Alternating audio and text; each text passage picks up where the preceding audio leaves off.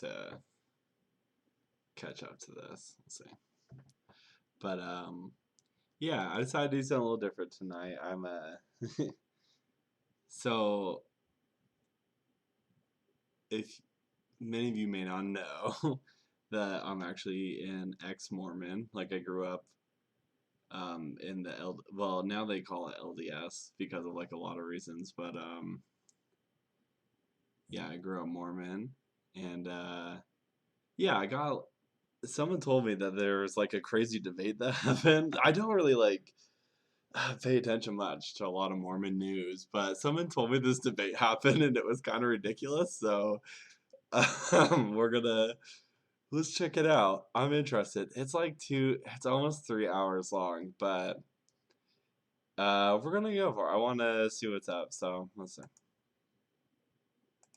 I'll be sitting here out of the camera, and Okay. I've read through the questions many See if of we you can get guys full have screen sent here if we're good. through either Midnight Mormon Cool. website or RFM. And your questions were great, and some of them, I mean, I was learning so much from both sides, but I had to kind of Oh, are they wearing crowdsource, body armor? amalgamate Like the bulletproof questions vests? into Okay, so the first thing, let me put all these. Okay, so the first thing that I could tell is that so the only person I know on this panel is this guy right here. This is Kwaku.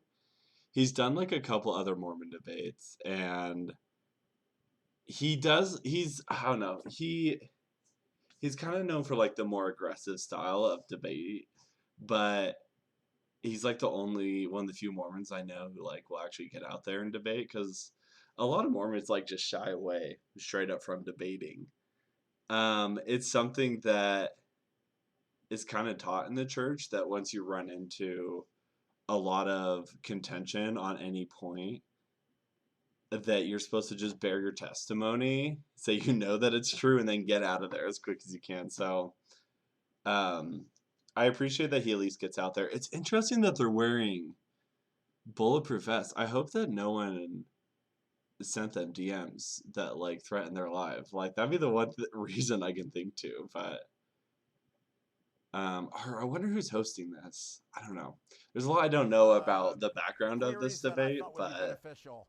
I don't know. Beneficial We'll find for out. learning and beneficial for real expression rather than zing shots to try to ooh the crowd. Not really interested in that. So trying to make the questions useful and Let's find out. Is there anything in the additionally, description about who hosted this this? has been very difficult for the simple reason Those are like that bulletproof these vests, three I'm pretty gentlemen sure. represent Mormonism. And you're talking about they represent nearly 200 years of information. And on the other side, we have RFM, and he represents not Mormonism. And so when you're asking questions, No, there's like no it description. really is an imbalanced load, because we could ask them something like, what All right. happened in 1839 with Joseph Smith in his pantaloons, and how are they supposed to know? It's just a huge amount of information. So I tried to balance the questions out. There's so much where information. each side Wait, are no. going to get- Oh no, we're never gonna get anywhere through this. There's so much information about Mormon history. People get really like caught up on Mormon history, and I haven't really talked about this much, but I think it's actually one of the most like unimportant things to talk about when talking about the truthfulness of the Mormon Church. I don't know. give heartfelt responses, hopefully informed responses. And the way it will work is I'll present one side a question. They have 8 minutes to respond. Then after that 8 minutes, the other side gets 8 minutes to add to whatever they want to say relative to what the first side Okay, like a said. rebuttal. And then it will go back to the original side, and they'll have 3 minutes to wrap it up. Then we go to the other side, and I'll ask them or him a specific question relative to him and Mormonism, and then we'll go back and forth. All right? So that's how we're going. Hey, what's up?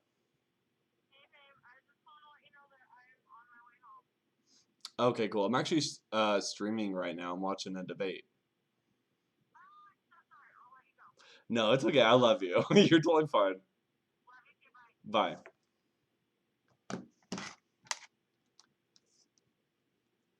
Bye. Okay, sorry. That's my wife. Going to do it. I want you to know that I see all of these 4 individuals as my friends. I love each of them, all of them.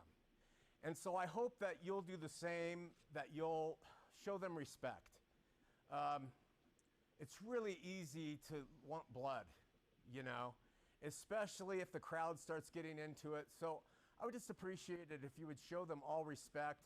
And let's just try to make this an event. Oh, yeah, you got to have no crowd participation in audio and then you in can decide afterward. We can have a debates like this, like no crowd participation. While they're doing it, let them just do what they do. And I just really try to implore that. We didn't decide who's going to go first, so we're going to Rochambeau. Best out of 3. 1, 2, 3. Rock, paper, Do they have a scissors, debate topic, or is this just questions? I think it's just questions. Either way, you're the moderator. You choose. Flip the coin. It's just questions, I think. Pathetic. Okay. Yeah. Yes, please silence your phones and devices. And I guess we're going to start with you guys. Well, actually, before we start, can I say something really fast? No, because I haven't started the clock. Don't break the damn rules before we start. Well, actually, I would. Oh no, I feel like chicanery's already happening. But now I'm figuring out what does this say that I'm streaming?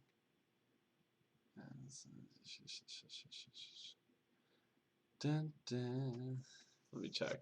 I think it might say I'm still like streaming Advance Wars. And that would be a mistake. Because I am not.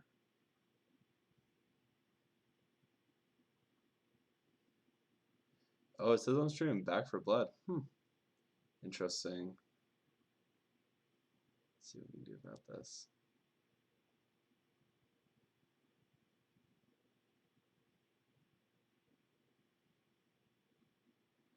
Bum, bum, bum, bum.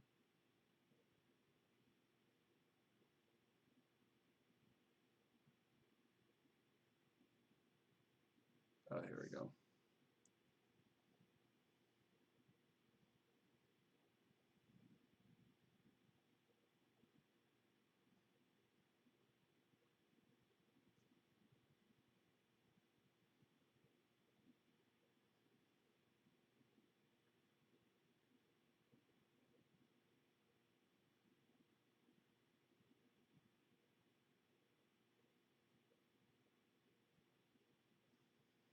Alright, here we go. Reviewing the Radio Free Mormon debate.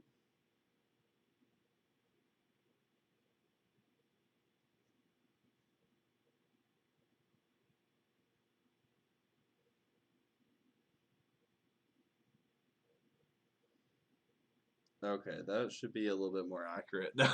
Yeah, I'm not playing Back for Blood, and I feel bad if anyone tuned in for that, but okay, let's see what's up. Like to, No! You cannot until it's not in fairness to him. not until we Okay. start. Okay. It has to count for your time, brother. Okay. I like you, bro. I love you too. All right.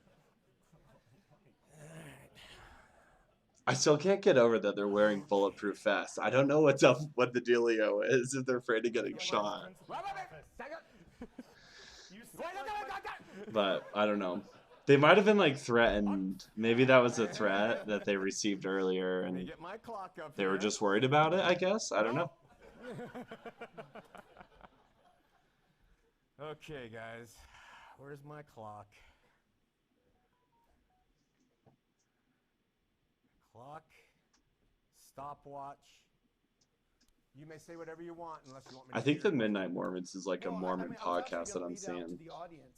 There seems to be a lot of confusion as to how this debate came to be. Oh, hey. To be honest with I'm curious how it did. We had a very incendiary, I wouldn't say incendiary, but very aggressive podcast called The Cruel Hypocrisy of Modern Anti-Mormonism, in which I called out a Bill Reel that I now see in the front audience here. Okay? What? And I challenged him to debate any of these ideas that I had expressed inside of my podcast, at which point he challenged us back via email, and then you can take this out of my time. Mormon And then, hypocrisy. I What challenged did him he to say? Anytime, anywhere, any place, any recorded.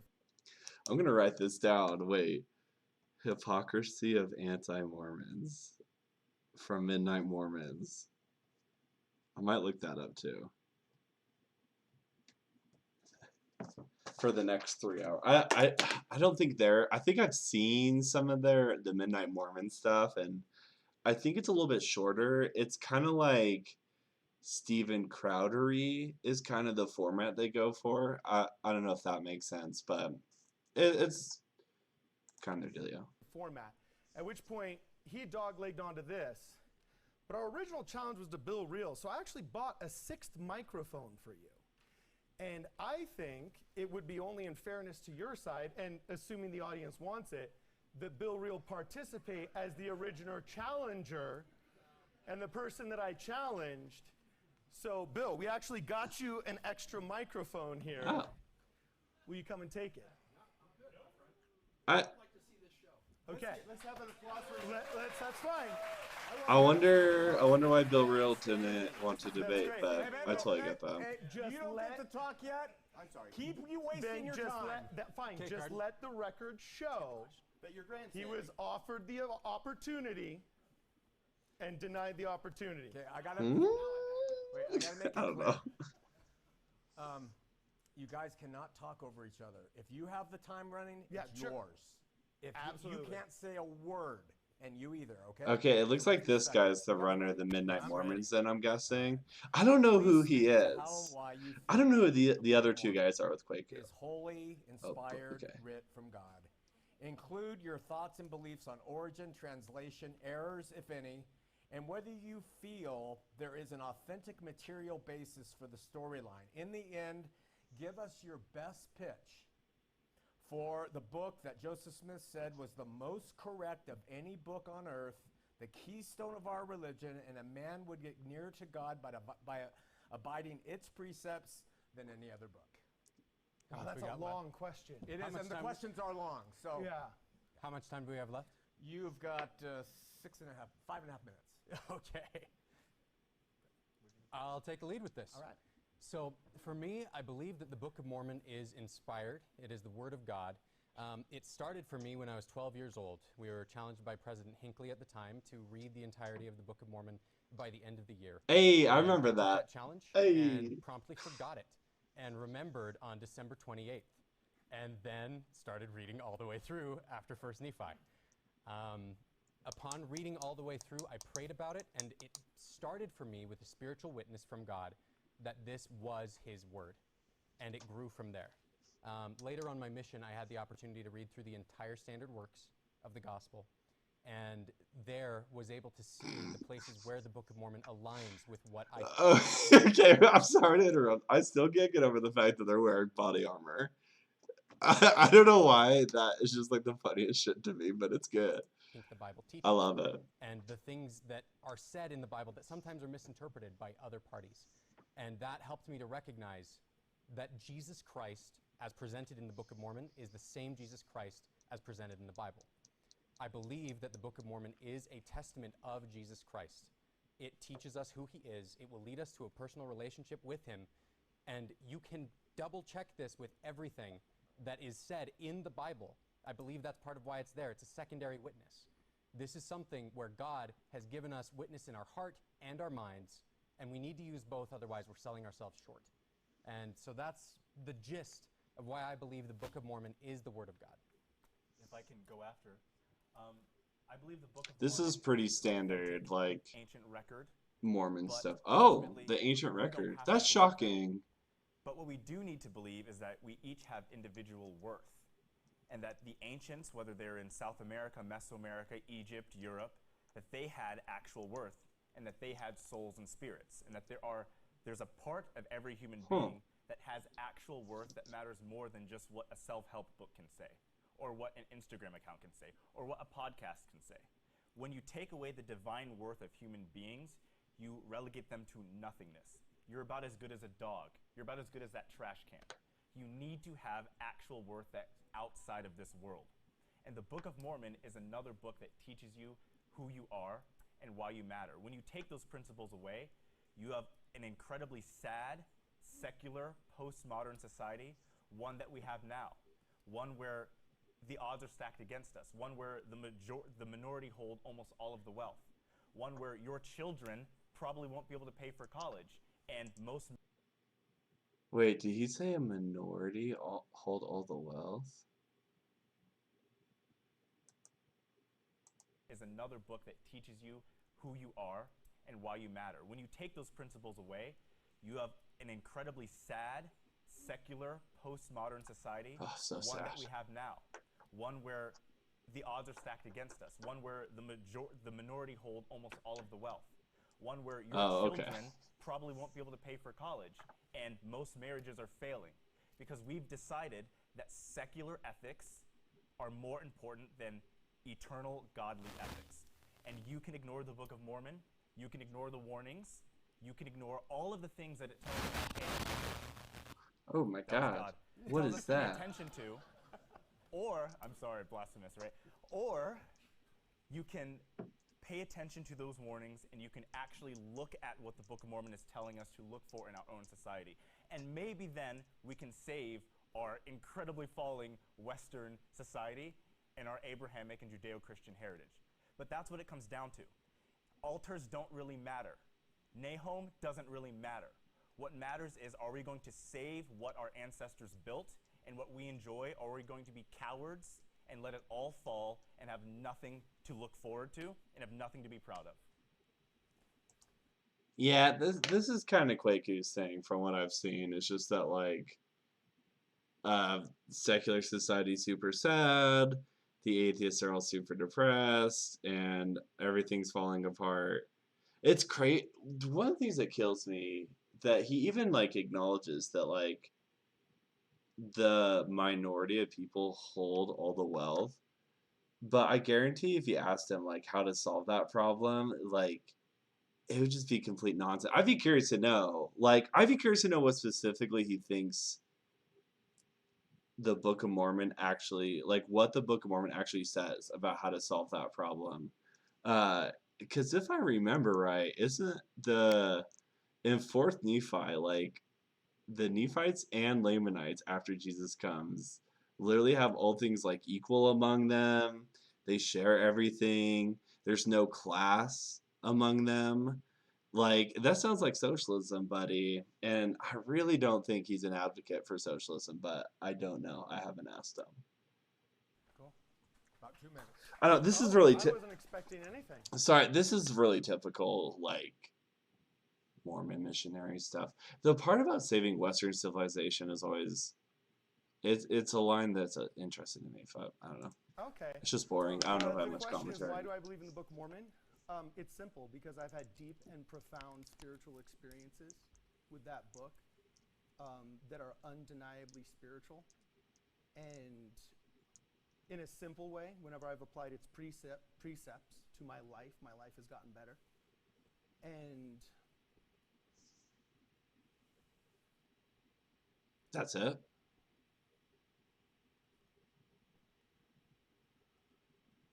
I held my daughter. Oh my God. Excuse me. I held my daughter when she stopped breathing. The fuck? Oh, jeez. She had an 85% chance of death. And this is not a hospital money. It's a testimony that when you go to a place as a father, so deep, where you hold your child, as she may very well have gasped her last breath, a lot of the cultural arguments of God, Jesus Christ. Oh, I feel so sad for this go person. away. And you are left with just you and God and your understanding. Mm. And I believe that the most important thing the Book of Mormon teaches us is to recognize the Holy Ghost and have the courage to act upon its promptings. And every time I've cultivated the ability to do that, my life has drastically improved. And I've had coping mechanisms to get through the worst aspects of life. Oh, I'm sure. I mean, And that's. that inherently is divine. I can't believe like he just admits it. like, yeah, you have had coping mechanisms. Like, when you're in a traumatizing situation, you, like, immediately, like, started thinking about how true the church is, I guess, and, like, that's what comforted you. Like, that's your coping mechanism. I feel so sad for people like this. It's hard to, like, really get on them because you know that, like, they're just fucking traumatized about life, and, like, this is the only way they knew how to, like, make sense of that situation. And, like, I get that. It's not it's crazy to me they think that's, like, fantastic evidence, but I understand, like, the sentiment, I guess. Like, at least I understand where it comes from. It like, yeah, it's just really sad. It's a sad situation with people like this. So, my testimony is limited. So checkmate, atheist. Oh gosh. But it's gotten me through something that modern leftist secularism could never even attempt to do. Modern leftist secularism. Yeah, see, this is, oh my gosh.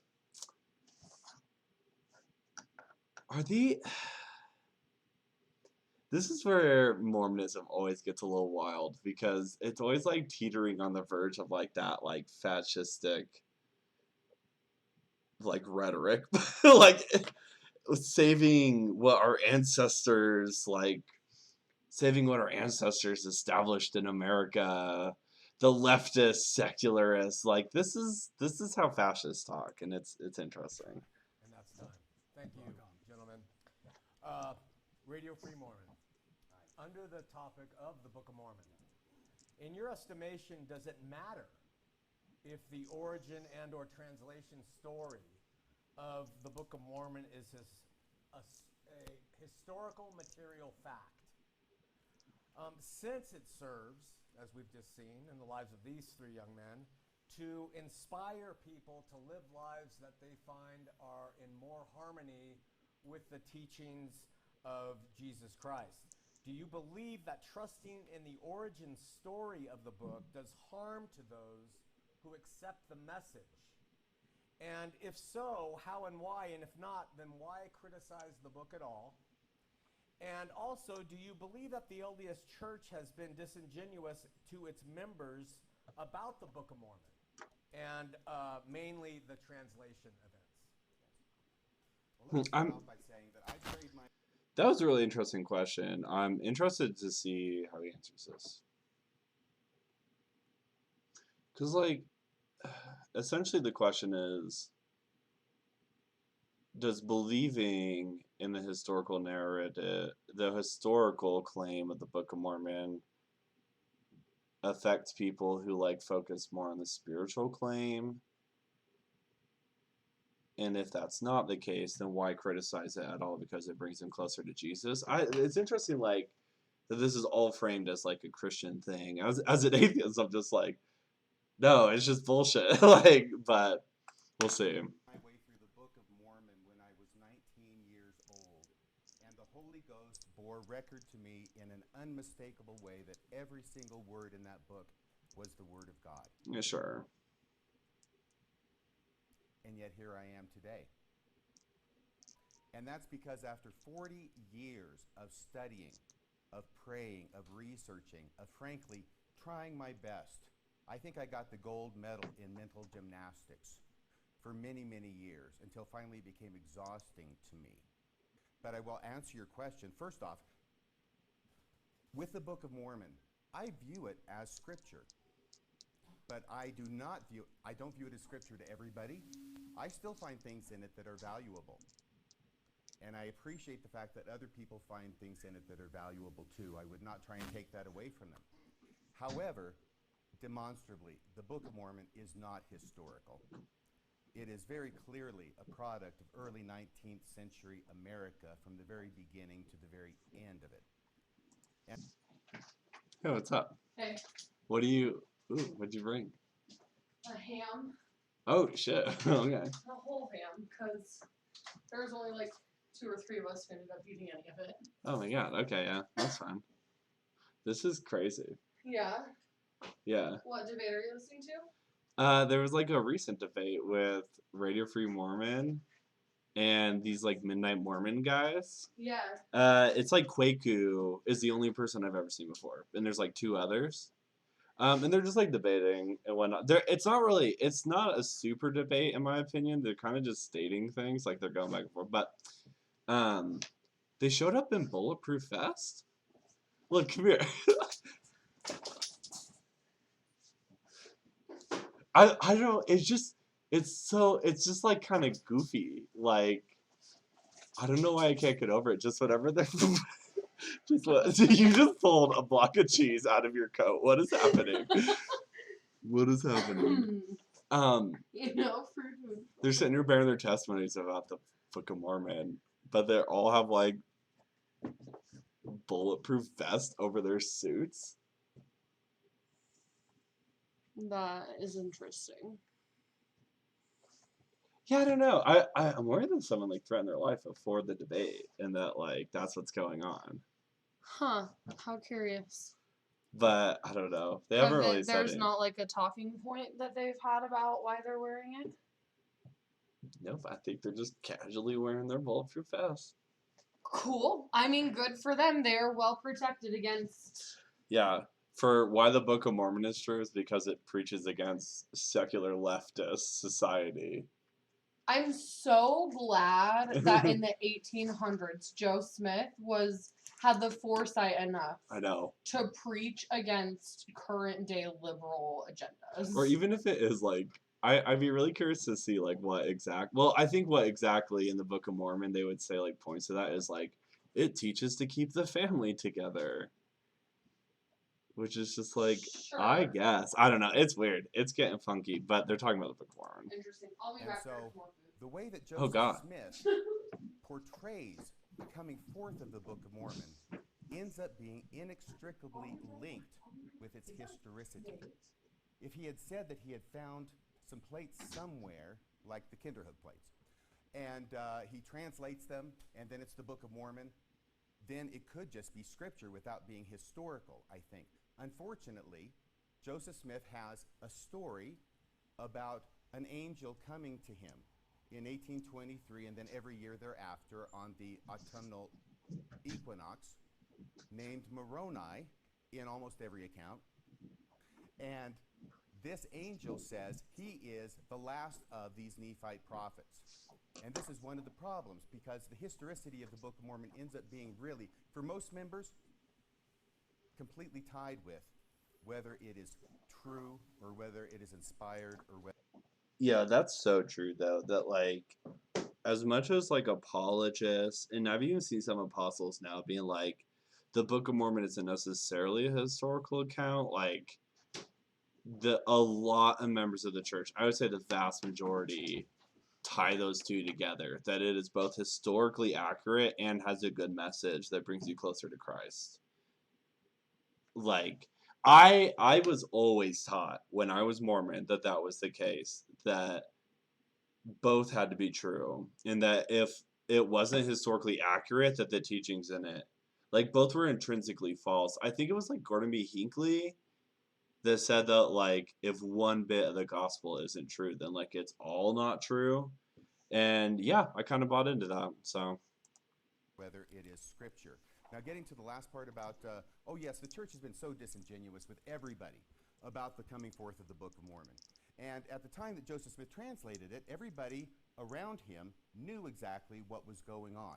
They knew that he was taking his seer stone, which he had used in multiple treasure digs throughout the decade of the 1820s. He was very popular. I'm not sure he ever found anything, but he always had a good story as to why it was that he didn't find the treasure. Right? And he kept people wanting to find that treasure. I think of it as the 1820s version of the lotto, right? You always hear about people winning it, but maybe you don't actually know anybody. So you want to go out there and you want to try and find it. Well, the church has known this forever, that this is how he dictated the Book of Mormon. And yet for the last century, until the essays, until the word got out, right? Until the word got out, yeah, they have portrayed it as Joseph Smith looking. This isn't necessarily answering the question and translating the actual characters that were actually written on the plates. And then I think like dude, more this is like the trap of ex-Mormons in debates. Is they dangle church history in front of you and be like, hey, you want to talk about church history? and then something that's all you're going to talk about for the next hour. And like they don't care. Like I honestly don't think most people's testimonies are built off the fact that Joseph Smith did what he did. Like I think it's because they've had like real life experiences in their current lives, like what they would deem spiritual experiences. I don't know. Church history just shows that the current church lies about their history, and that's it. But that's not why like, I don't know. And with this question in particular, with the history of the Book of Mormon, be like, it has horses. So no. Like, you only need to say one thing. The question about whether or not there is a good message in the Book of Mormon, and whether or not it's you can criticize that the message of the Book of Mormon, that's a more interesting question, and I hope he gets to it. And when the word got out to too many people, what's my time, Sean? When the word got out to You're doing good. Not going to tell you the time. That actually Joseph Smith was taking his seer stone that he used in treasure digs, putting it in his hat, putting his face over the hat. By the way, the exact same thing he did when he was trying to locate treasure. Exactly the same modus operandi. And then he's dictating the that's a fun word. Out of his hat. The church has known that since the very beginning. And yet, it was only when it achieved critical mass and too many people knew about it that 2015 comes along, and they take the seer stone out of the church historian's vault, where the church had it, right? They knew it was there. They bring it out for a photo op. I think it was the October Ensign magazine. And then they put it back in the safe. So they knew, and then when they find out... Let me tell y'all about this photo op with the seer stone. So when they took that picture of the seer stone and posted it, where I found it was with the Joseph Smith papers posted online. That happened on my mission. So like I had literally been telling people, like when I told people that Joseph Smith translated the Book of Mormon, in my mind he was wearing glasses like me with like glass stones in them, reading the place. That's like literally what I thought. And in the middle of my mission, they post this picture and they're like, this is the seer stone that Joseph Smith used to translate the Book of Mormon. And I was like, what is this? And at the time, like, I had people tell me, like, Joseph Smith translated the Book of Mormon by looking at a rock in the hat. And I was like, is this the rock? Is this the rock he put in the hat? And upon, like, further research, like, there was an article published, like, I almost think, like, it was probably immediately, like, a day later. But in the end, I ended up reading it, like, a week later because you can only go on the internet once a week as a missionary because no cult shit here. But and they had this article and it was like, yeah, this is the rock that he used to put in the hat. And man, that like fucked me up. Like I was already so shaky on the church at that point during my mission, and oh man, that was just another nail in the coffin. The members find out rough that the church times. hasn't been straight with them. Then what the leaders do is they blame the artists. You all have heard that, right? No, I haven't heard that. We got some rogue artists out there who are pictures that have nothing no, that cannot be what they said. Into the pages of the Ensign, into the Sunday school lessons, everywhere. They're on the meeting house walls, or at least they used to before they started focusing on Jesus. You know, this is a real. These are the real Gadianton robbers. Is the artists, okay? And then they blame the artists. It's their fault. That can't be true. In some way. No, they have been totally disingenuous about the way the Book of Mormon was translated. They got caught. They put it in the essays. No way. Are almost impossible to find, even if you know that they're there on the church website. I can't tell you how many people have come up to me and said, I'm going to look that up later for sure. Where are they? I try and find them on the church website. And I have to, like, you know, give them a map because they're 3 clicks deep. They were written not to be read. Is what the church essays were written for. They were written not to be read. Dude, that is true. Oh my God. In case the church got in a tight spot and they can use it as plausible deniability, well, it's there in the essays on the church website. So I love the Book of Mormon. I love these guys. I feel a little bit undressed tonight because I didn't bring my bulletproof vest. Okay. Oh, they finally mentioned the bulletproof vest. Thank you. Thank you. Someone finally brought it up. But those are my thoughts. Okay, so he didn't answer the question, so I'll give it a shot. I think in the end, like the Book of Mormon, if you are a Christian, may bring you closer to Christ. And that may be a hot take, but I think like in the end it's a book that talks about Jesus. So I guess a lot of it is just a repeat from the Bible anyways, so I think that just may be true.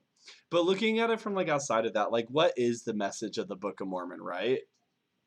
That's a hard one to nail down for me. And I'm sitting here just trying to think of and like mull it over in my mind.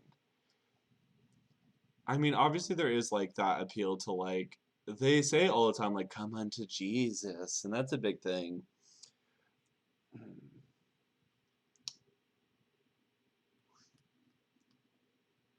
Don't they like wait.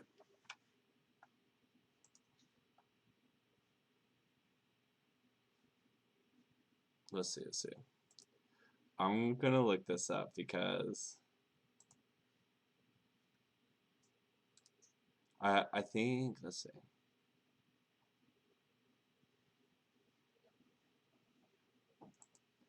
Yeah, okay. See, it's like, okay, this is my issue because the stated purpose of the Book of Mormon is to convince the Lamanites that Jesus is the Christ in the title page. So I think in the end, like, the problem with the Book of Mormon, the Book of Mormon's message is it's like fundamentally racist.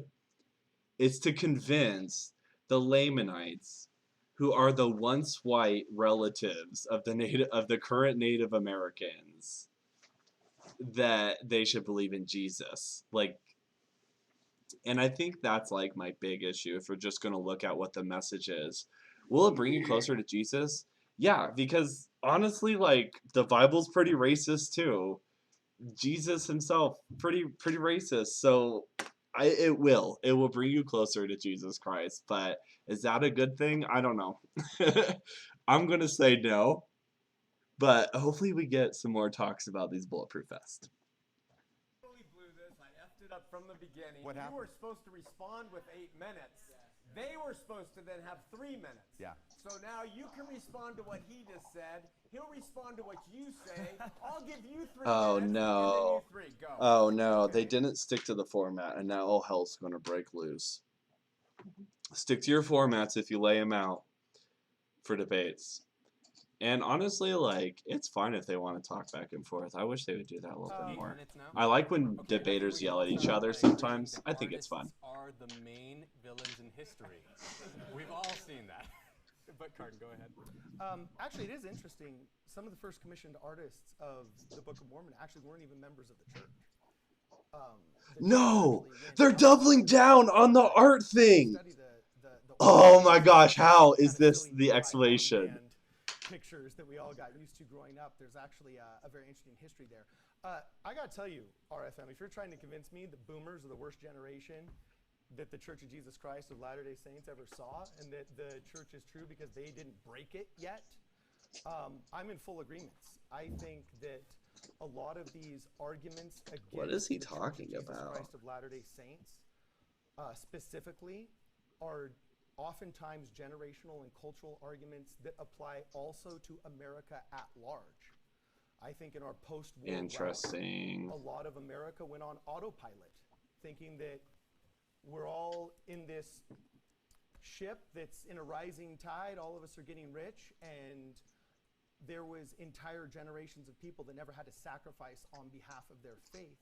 And so they got very lazy, and suburbanism took over a lot of what modern Christianity is. And a lot of these arguments will actually be valid in the context of their cultural criticisms. And something that I want to say, though, is I think that the What is he talking about? Like, he literally just said nonsense. narrative that maliciously hid this is utterly false. You have to construct it very meticulously to make it look that way. I can't think of a single time that there is a document saying, hey, guys, don't tell anyone about the seer stone. We're going to keep this under wraps now. That didn't happen. Oh my god, dude! Oh God, I hate to do this, but sometimes you just like, nope, we're just gonna say it. Like, one of the big things the Holocaust deniers do is they'll be like, you can't find a single document from Hitler telling his commanding officers to kill the Jews. Checkmate. Hitler's not responsible for the Holocaust. And that he literally just said, you can't find any documents saying to hide these things, so checkmate ex-Mormons. It's just like you can't steal talking points like that, bruh. Grew up knowing about this. I am from Canada. Maybe it's different there, but I don't know. Like I find it interesting. You're fine. Because we all have different experience. I think it's easy for us to think that someone is saying, "Oh no, you know what? You didn't grow up hearing about this." When I did, like this was in enzymes from the 70s. This was mentioned by people. It wasn't the main. I definitely. It wasn't the main. The thing seer stone I brought up in the definitely narrative. didn't know. Because the fact of the matter is, the Book of Mormon is another testament of Jesus Christ. They weren't focused on the translation. I think that I know Carden talks about boomers a lot and derogatorily at that, but I think they had a difficult job correlating a curriculum for an entire church. And I think they did their best with it, and it can be difficult to do that. But I think even RFM, we've... Listen, I'm just going to say this, that it is not difficult to tell the truth. So, never let Mormons get away with that shit. had difficulty figuring out even how we're going to have this debate. I think, like, when we look at the records of what we're dealing with and how it went down between us, we couldn't even get our own story straight for how we all got here. So to have it be set up that the church knowingly, maliciously hid history from people, I think is a very tall order that gets overplayed quite a bit with very little evidence. And if I can tag on here for the last bit. Quick, you my I man. went to the church in 2014. And by the way, how much time do I have? You got 3. Oh boy, all right. In 2014, I knew about seer stones. I knew about 2014. Heavenly Mother. I knew about So 2014 was the actual year that I started my mission. It's crazy that he says he knew about seer stones. You know, one hard thing about this whole conversation, what they're trying to bring up, and this is a valid point, it really is different in different parts of the church. I think he converted in California. I heard him tell another pastor that in a debate, and he may have heard about a seer stone in a hat. I don't know how like seriously that was ever taught. Like I had heard about it before my mission, but it was told to me that that was not the case, that was not true, and that was like an anti-Mormon lie. So I think it's hard because like one example is I totally knew that Joseph Smith had polygamous wives growing up, like totally aware.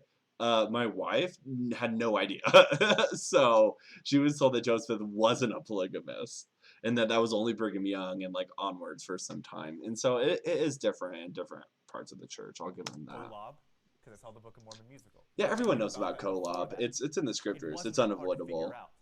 The age of the internet in which I was raised was able to cover all of this.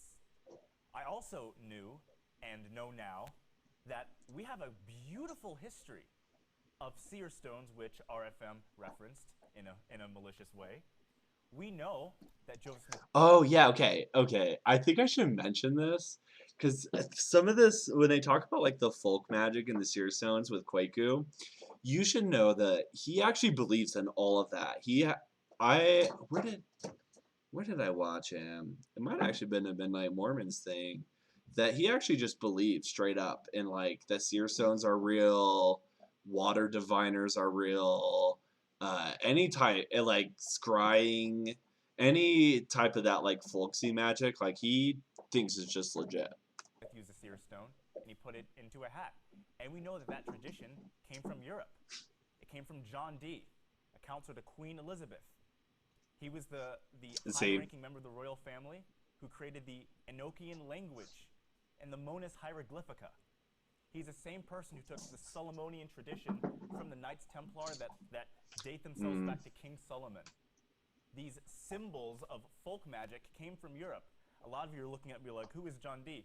That's because they don't tell you who these people are. John Dee was one of the people who coined the term New World. and was directly responsible for the 13 colonies actually coming to the Americas. This is not just cutesy, crazy tarot card guy. We can actually trace how this folk magic happens and actually how it has Judaic and Kabbalistic roots. But to ignore all of that, to just focus on the cynical narrative of modern secular professors who don't want you to believe in God, who don't want you to believe in your eternal being, who don't want you to know that you have divine worth, want to throw all of that off the table and just make you think about a rock and a hat. The ring I'm wearing has a symbol that is Solomonian, coming from King Solomon. It's the same symbols that we saw John Dee have. It's very similar symbols to Yeah, see, Joseph he just Smith's kind of buys Jupiter into a talisman lot and of things this of that magic. nature, which were part of this folk magic used to translate. If you think the magic or the weirdness or the stones of the translation negate the divinity, then you do not know history. You do not know European history, and you don't know a Solomonian history or Kabbalistic history. You need to look into those things because they're incredibly important. Bro, but like, all of that is bullshit. So, why would we look into it? That's so bizarre.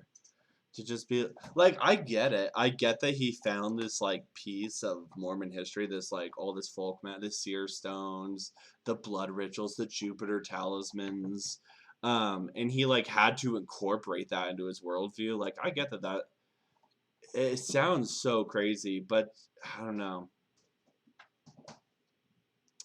It's just bizarre. I'm just gonna.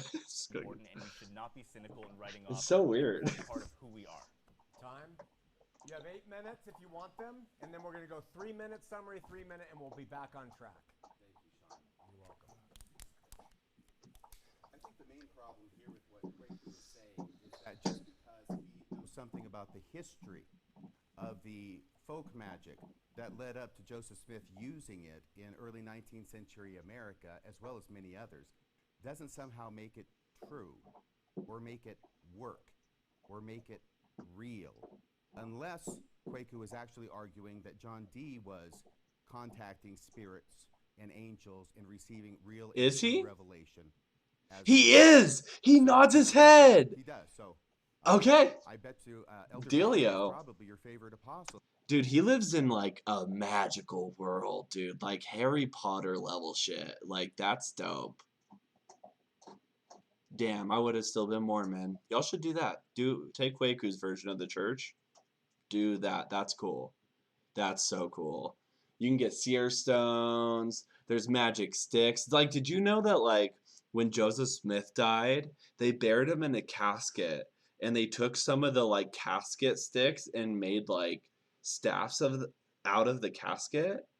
And they were called, like, staffs of healing. And, like, Brigham Young had one. A lot of those early prophets had one. There were a couple of them made, and they would, like, go and heal people with them, like, touch people with them. Dude, bring that back. That shit's dope. It's not real. Wait, let me clarify. It's not real, nor do I believe in it. Like, that's the most bullshit stuff in the world. But it's fun. It's weird for an adult to believe it, but yeah. He'll buy anything. Yeah, he will buy anything. True. I got that one too. I don't know what an Edsel is. I What is got that one too. You ever heard of an Edsel? So anyway, Yeah. no, this is the problem. This is the problem with looking upon boomers and casting them aside and not listening to anything they have to say. Because I'm a boomer in that I was born in 1960. I joined the church in 1978. A lot of these people, I'm not sure about Carden. He's a little bit older, but they don't know. You see, Carden. they don't Okay. know. The middle guys because is they Carden. weren't there in the church in the late 1970s. They didn't and introduce 80s anyone, which is a when bummer. all this stuff was hidden. And when nobody was talking about it. And even in the 1950s, when Joseph Fielding Smith, apostle and church historian, who wrote copiously, wrote about the seer stone and said Joseph Smith did not use the seer Can I stone have a glass to of water? translate the Thank Book of Mormon. And actually, he made a very good argument. It turned out to be wrong, but he was making a good argument. He said, why would God provide a Urim and a Thummim with the gold plates for the purpose of translating them, which we read about in the Book of Mormon? That's pretty much obvious, right? And still allow Joseph Smith to use his seer stone that he used in treasure digs. Why would God go to that effort and then let Joseph Smith use, I think Joseph Fielding Smith called it an obviously inferior method Cute. of translation. And he had a very My good coffee. point. Of course, that would just be the tip of the iceberg, because then the next issue comes up is, why did the Nephites have to create these gold plates in the first place? Why did they have to inscribe on them? They talk about how difficult it was to inscribe on these gold plates, and it would be difficult. And then to carry them around with. I'm just going to bust everyone's bubble here. It would not be hard to inscribe on pure gold plates. Gold's actually really malleable, and you can actually just press it down with like a generally fine point. Like you could take like a pencil, like a dull pencil, and you could actually like indent in gold, like a really thin gold sheet. It'd be pretty easy. I wonder if gold would last that long in the ground. It doesn't matter, because there's other issues with the Book of Mormon, like the actual plates of Mormon. Them, and Moroni's got a luggage Another from day. Mesoamerica all the way up to New York via Manti, where he stops to dedicate the freaking temple, according to Brigham Now the Young. plates would be That's a long heavy trip as when you're lugging all fuck. these gold plates. So, and then he shows up to Joseph Smith, right? In the evening, he shows up in the bedroom, manages not to wake up his brothers. That was good, because only Joseph Smith woke up. His brothers stayed asleep while Moroni was there in that brilliant light with the kind of sexy robe open down, you know, into the bosom. No garments, apparently, for Moroni. And, yeah, so all this stuff... all this stuff happens, right? All this stuff happens that talks about how critical these plates are. They have to be created. They have to be lugged. They have to... Wait. Yeah, Moroni isn't wearing garments when he appears to Joseph Smith. That is weird. I don't know why I've like never thought about that, but show up. He has to, and then Joseph clever, Smith, for crying out clever. loud, has to go to all this trouble of hiding them, right? Because everybody wants to try and find them. And I'm not sure, I don't think the church teaches even right now that the people who were trying to find him were Joseph Smith's associates on his treasure days. And they thought, oh, Joseph Smith actually found something? Oh, well, part of that's ours too, because we got articles of incorporation that says your percentage, my percentage.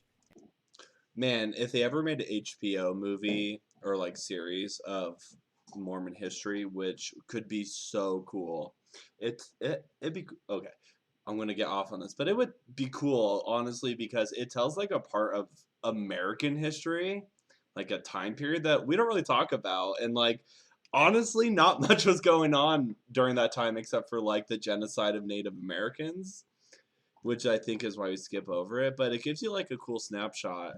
But man, this part where he like people are trying to like steal the plates from him, and they're like his associates are like trying to use seer stones to see his seer stone, and he's using his seer stone to counter block their seer. Like that'd be awesome. This is a great part in the show. Put that in there.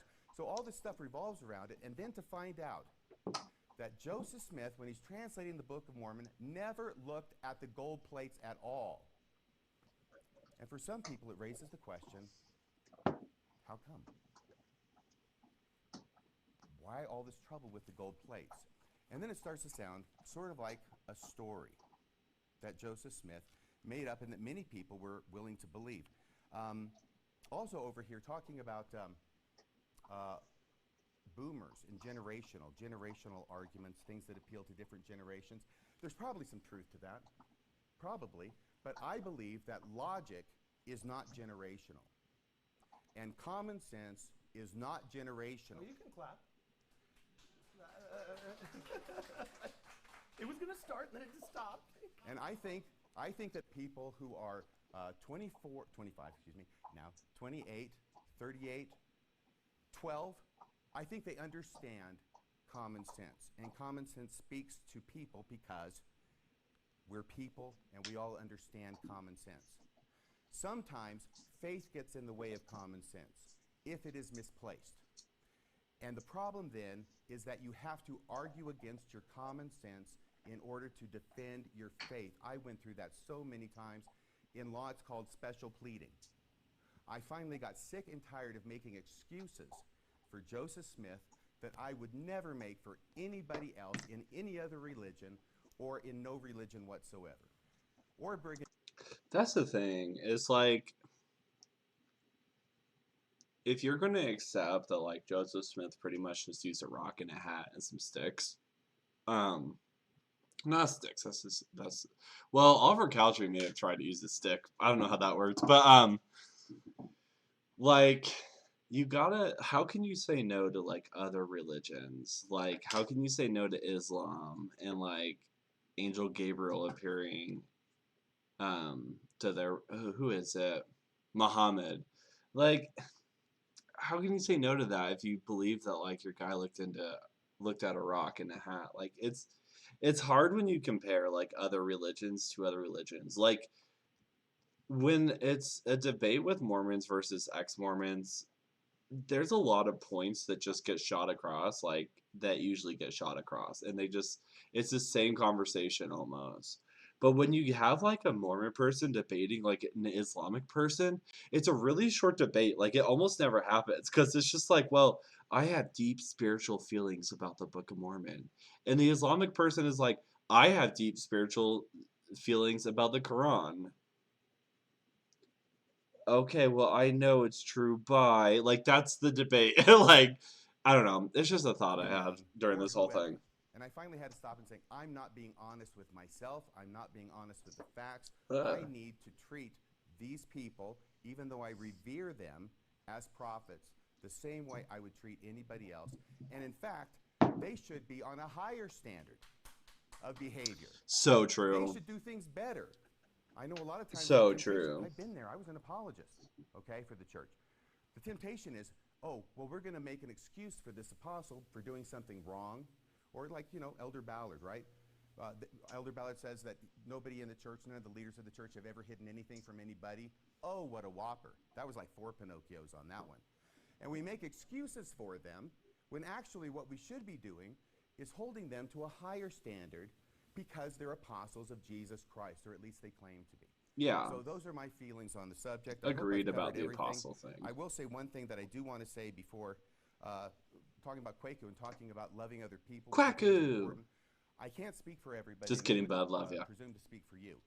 But my experience in Mormonism is that Mormonism taught me to love people, other people, in spite of who they are.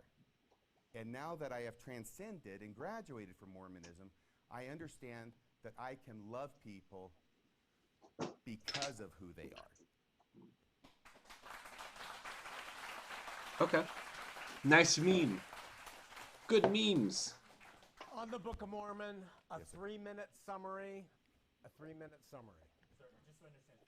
We're going to get back to the original. Okay, is this a response to RFM or on the Book of Mormon? Anything you want. Anything you want to say. You get a 3 minutes closing, Okay, Kwaku. alright. Come on. I know I messed it Justin up. Bieber's last album was an abject failure. No, so Hating on the Biebs. What the hell? Justin what Bieber's we my just boy. heard, to me, felt Don't like a trip. bit of a rant. Mm-mm. I want to keep this precise in understanding the fact that you can take a very cynical view of history, and you can say, oh, he did this, and he did this, and he did this, and the history of the magic doesn't actually matter. But ultimately, what that means is RFM just Kwaku, then what is the evidence for the magic being real? I feel like he just cited that one dude who is a magic man, like, and created all the colonies in America, that was like the evidence for his magic working. But then he's like, but the history isn't the evidence. does not believe in that magic. He just does not believe in that divinity. From what I know, you don't believe in really anything. And that's okay. But this idea that, oh, common sense leads you to be atheistic or secular, it's just not true. Try this out. After you leave here, go to a Barnes & Noble. I love and Barnes & go Noble. to the self-transformation section. And just look at the crystals and tarot cards books that are flying off the shelves by millennials and Gen Z. And I want you to think about that specifically because even though the secularist narrative has been pushed forward, people naturally still go to spirituality and faith. It will not go away. The magic does not go away.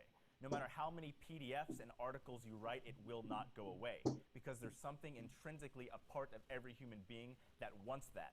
And when you take it away, you get sad.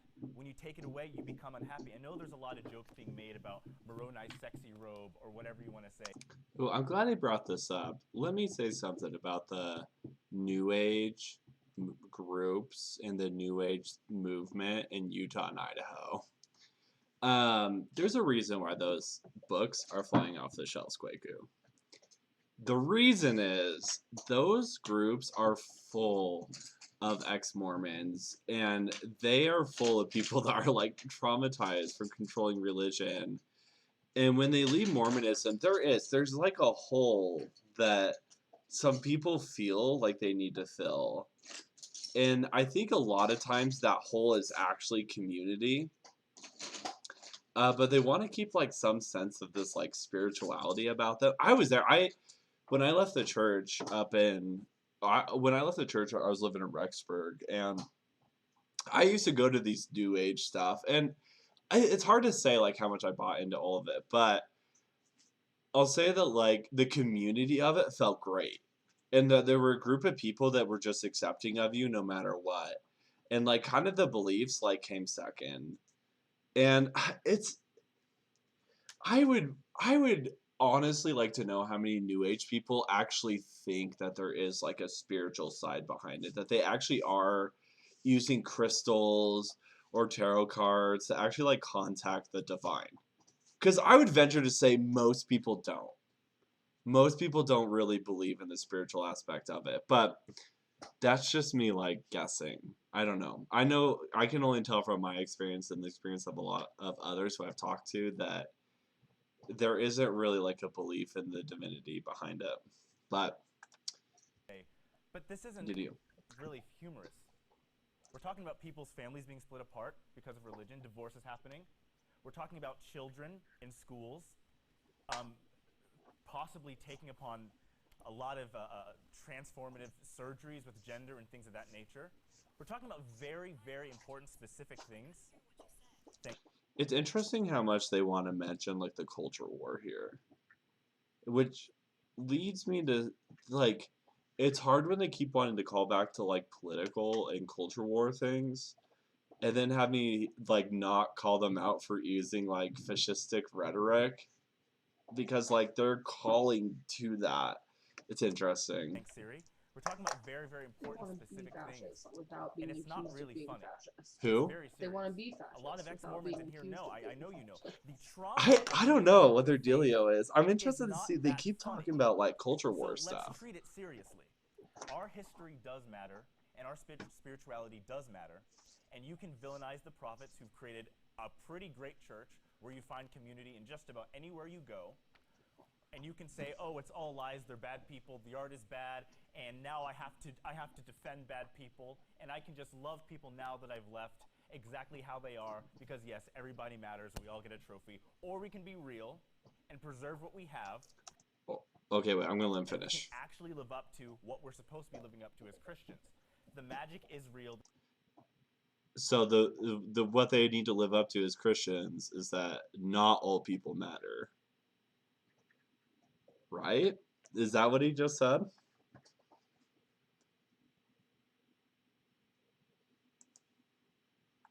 Actually live up to what we're supposed to be living up to as Christians.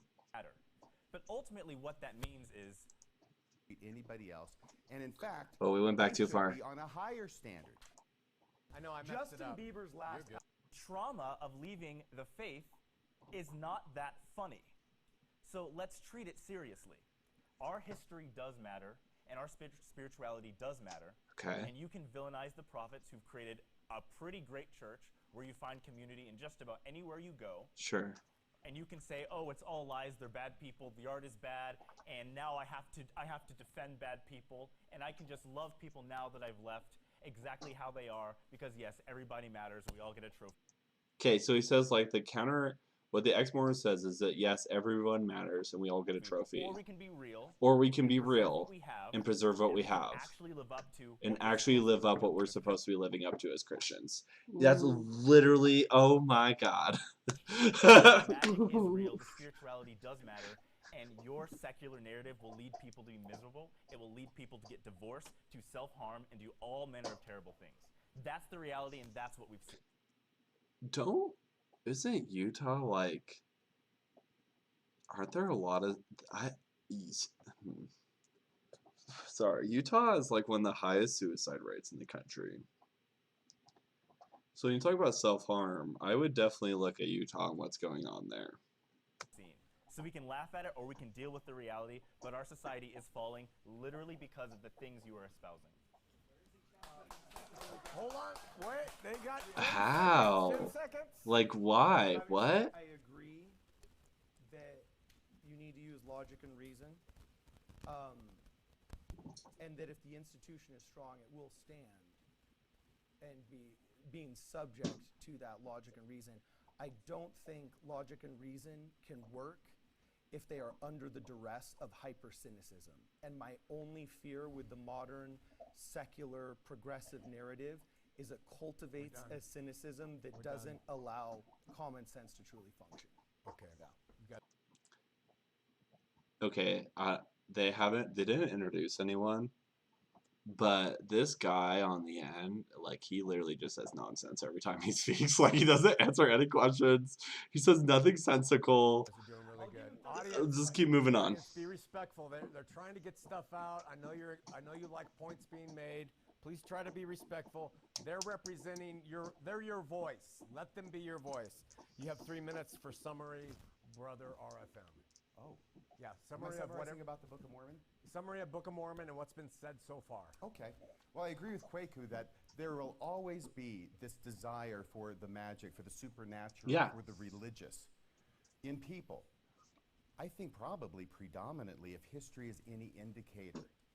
But just as sure as that, there will always be unscrupulous people there to take advantage of it and to use that in order to aggrandize themselves, perhaps with money, perhaps with fame, perhaps with sex. You know, the three biggies that the Book of Mormon tells us about, right? So, I think that is always, but it's like P.T. Barnum said, right? There's a sucker born every minute. And I was a sucker for 40 years. Hell Absolutely. yeah. I admit to it. True. I will also say about the Book of Mormon that even though, I mean, I've read it, 30 times now? Know it backward and forward? Have many passages memorized of the Book of Mormon? I think there is much to recommend it.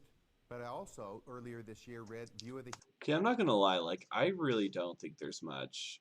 Like, if you are outside of, like, the Mormon bubble, even if you're a Christian, like, there really isn't much to get from the Book of Mormon. Like, you're good. Hebrews, which was a book that was written earlier than the Book of Mormon.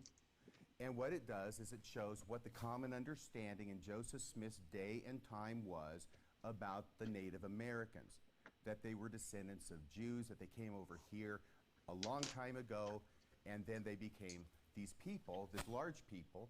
Part of them were white, part of them were dark-skinned, and the white people destroyed the dark-skinned people who remained alive when the colonists arrived, right? And I realized... By the way, the dark-skinned people only had dark skin because dark skin is a curse, according to the Book of Mormon. So, once again, that the Book of Mormon is exactly the kind of book that we would expect to be written in the early 19th century as a history of the American Indians. And I will tell you also that I hear sometimes from apologists, I mean, heaven forbid, I probably made the argument myself, that as time goes by, archaeology and discoveries tend to support the Book of Mormon more and more. Well, I will tell you, back in Joseph Smith's day, basically everybody believed that the American Indians, the Native Americans, were descendants of Jewish people. Today, nobody does, except for literalist believers of the Book of Mormon. Okay, thank you. Will you put your microphone on the other pocket? The receiver. Oh, this thing down here? My other pocket? There's a short circuit in there. Okay. Do you have a cell phone in your pocket? Sometimes it interferes. No. Oh, I do. No, that's my wallet. Wait a second. Is my cell phone in here too? It is. Boomer. I am such a boomer. And do you know when I got my airline reservations, I actually printed them out and took them to the airport too? Hey. I tell you what, if I can just, hey, can you hold on to this? Okay. Thank you. I don't even get the boomer jokes. That's how undetached. I have no clue. I don't know why that was funny, but it was hilarious, I guess. Does Is this background Kwaku on look Twitter? Like I don't Partridge even know. Family school bus or what? Hey, Nick at Night. I grew up on Nick at Night. All right, you guys. LDS doctrine and practice to Midnight Mormon crew. Are LDS doctrines eternal in nature? If so, He just, without thinking, says yes.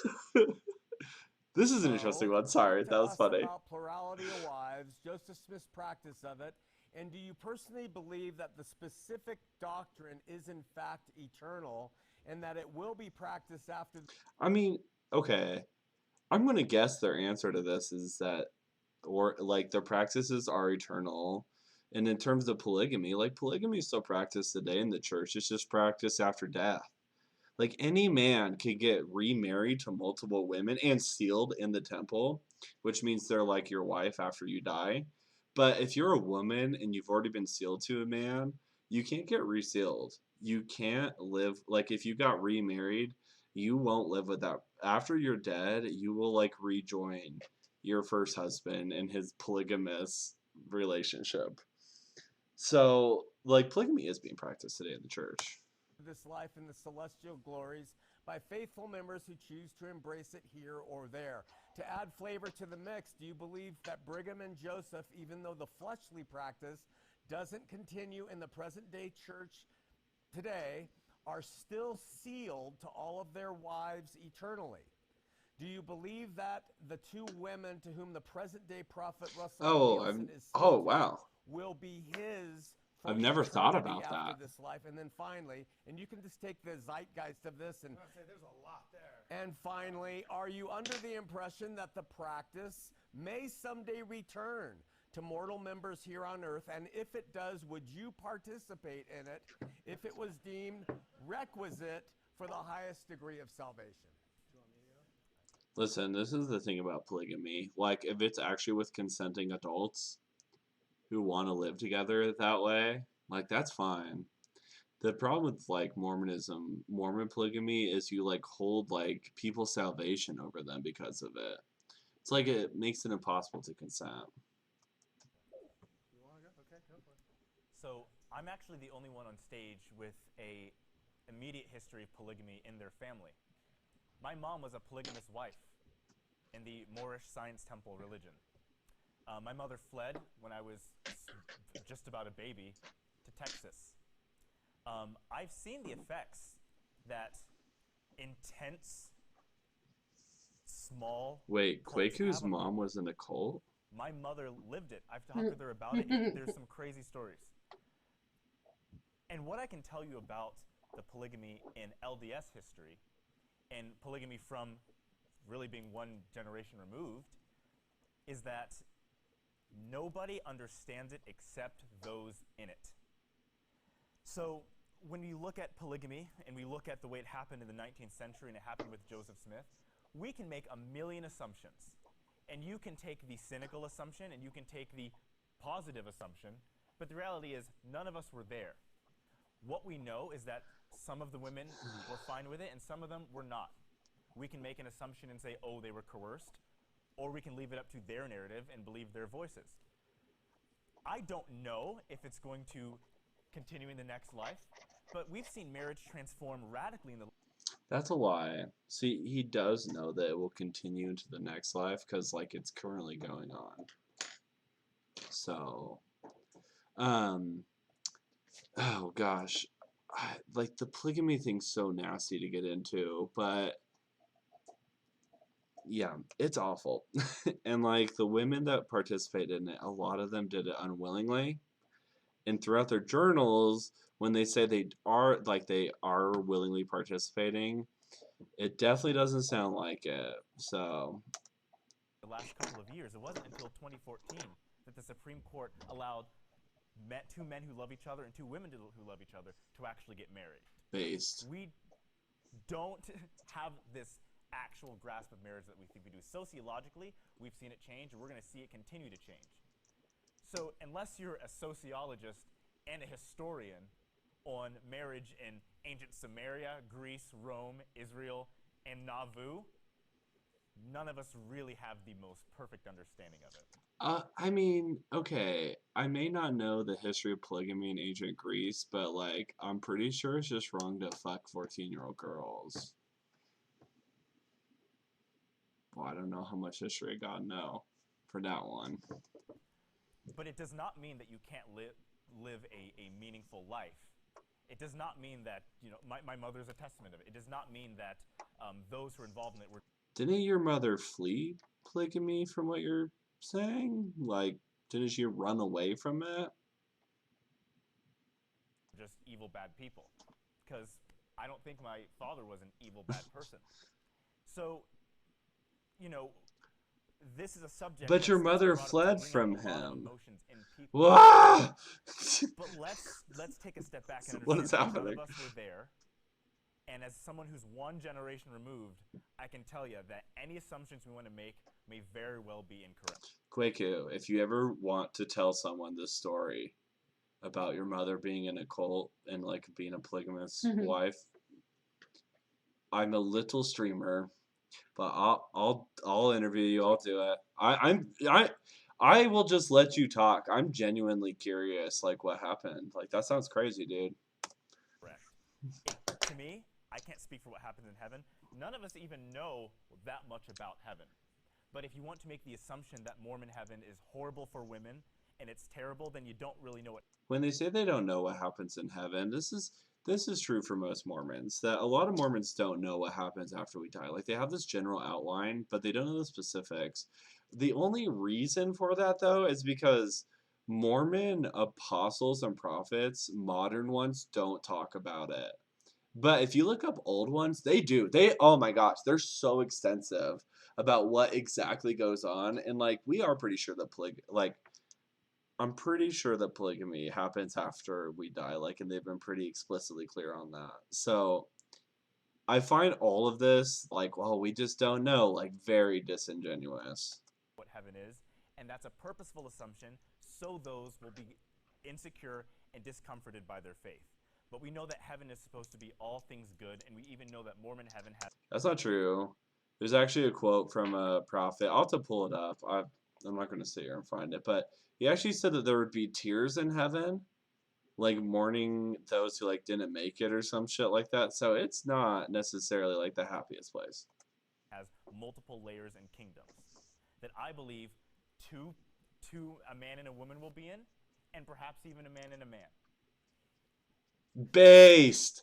Yeah. Go Kwaku! Yeah. I don't know why you clap, but it's heaven. It's great.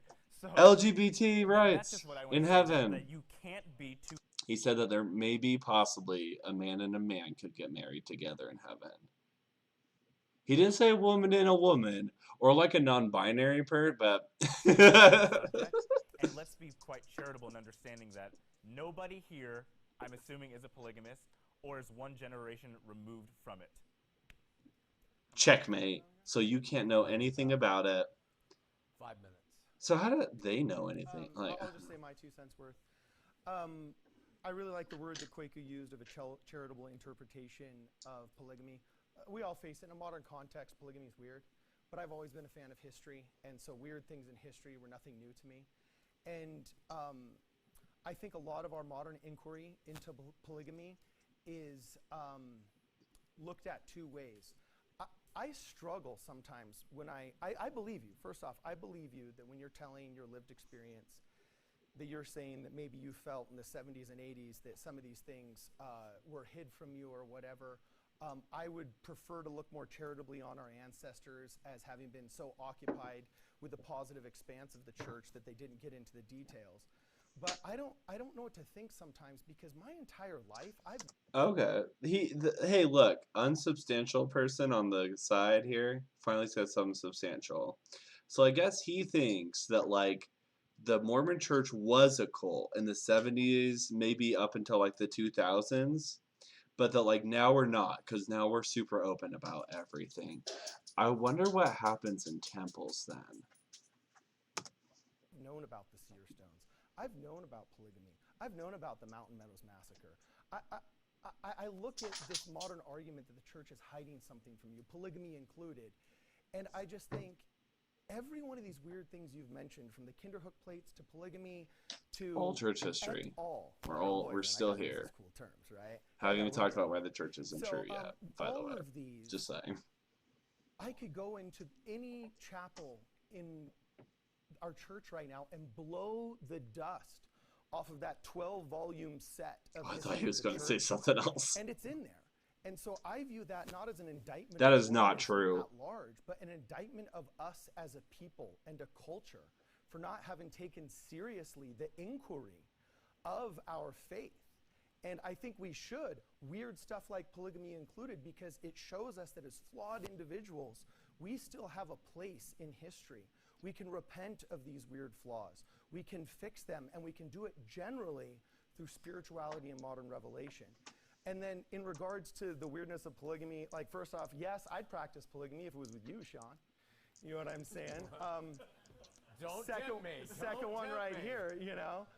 The other one is I think we need to look more charitably back on it. A lot of our primary sources are East Coast authors who are looking for sensational headlines, because polygamy, after all, it is sensational. And also, when I... Oof. I'm just going to say that everything that the Nauvoo Expositor... Oh, maybe I shouldn't say the certain name of the press. I'm trying to think. Is it the Nauvoo Expositor? I think it is. And it published like a bunch of like inflammatory things about Joseph Smith, especially about his polygamy. And then he literally had it like burnt to the ground. And that's one of the... I think that's like the reason he gets incarcerated in Carthage jail, then gets shot by the mob. Anyways, everything that paper published turned out to be true. Every single part.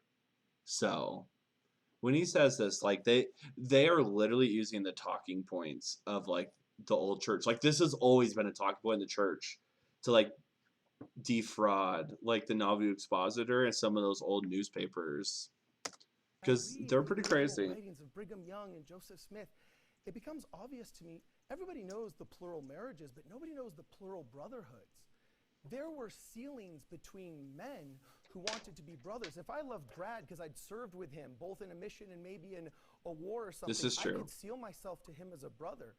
And Yeah, it this becomes is true. plainly obvious that there was a very wide breadth of non-sexual element to polygamy, and Joseph Smith was trying to create... I mean, dude, they could have just been like getting that pussy. You know what I mean? Like, that's not necessarily true, bro.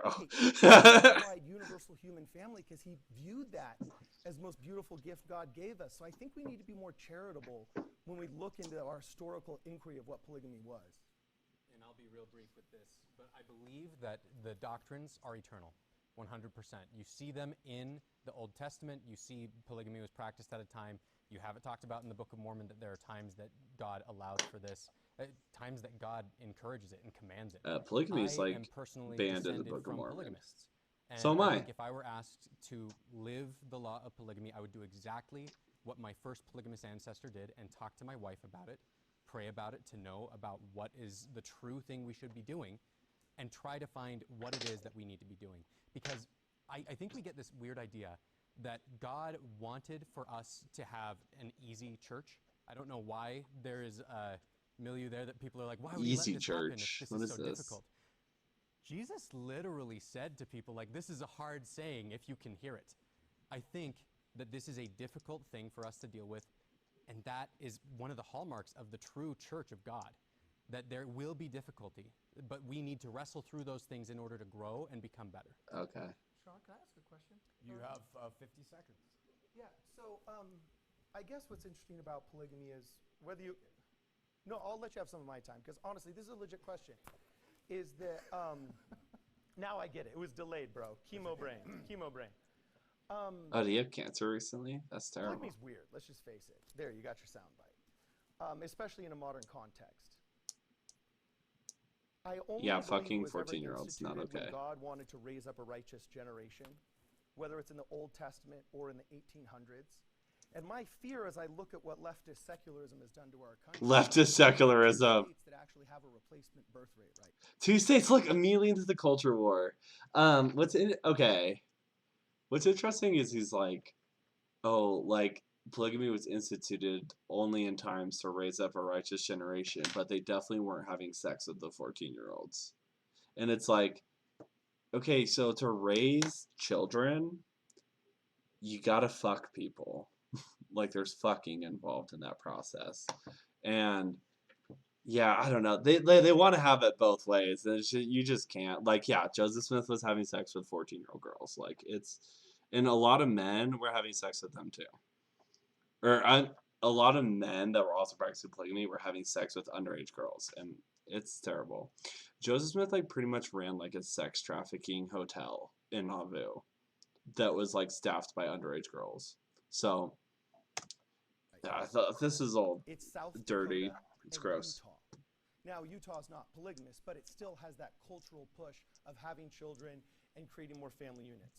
So There's a lot of polygamists in Utah, my friend. Because I really want to know this is an honest question. Does he not know? Is if the alternative to religious traditional family is the society we're living in now, however you want to call it, how are we replacing ourselves? Because that which is not sustainable won't sustain itself. And we're there. Like, Actually over. But Okay. I want to thank you so far for your honest answers and answering the questions. I really do. And it's going well. You have 8 minutes to This respond is to going their weird questions. places with these 3 are all over And the question charts. I gave them- The fist bump nailed it, bro. I'm of the firm opinion that it would probably be best if a lot of our society did not replace itself. Hey, fucking based. Well, something also that you had mentioned, Carden, which was a classic apologetic trope, which is that when you get blindsided because the church has not been telling you stuff, has been hiding it, what was it that Elder Ballard and President Oak said in that face-to-face devotional promo, right? Says, oh yeah, some of these questions are really, really tough, right? And then Elder Ballard says, those are the questions that we'll avoid. What? He actually said it.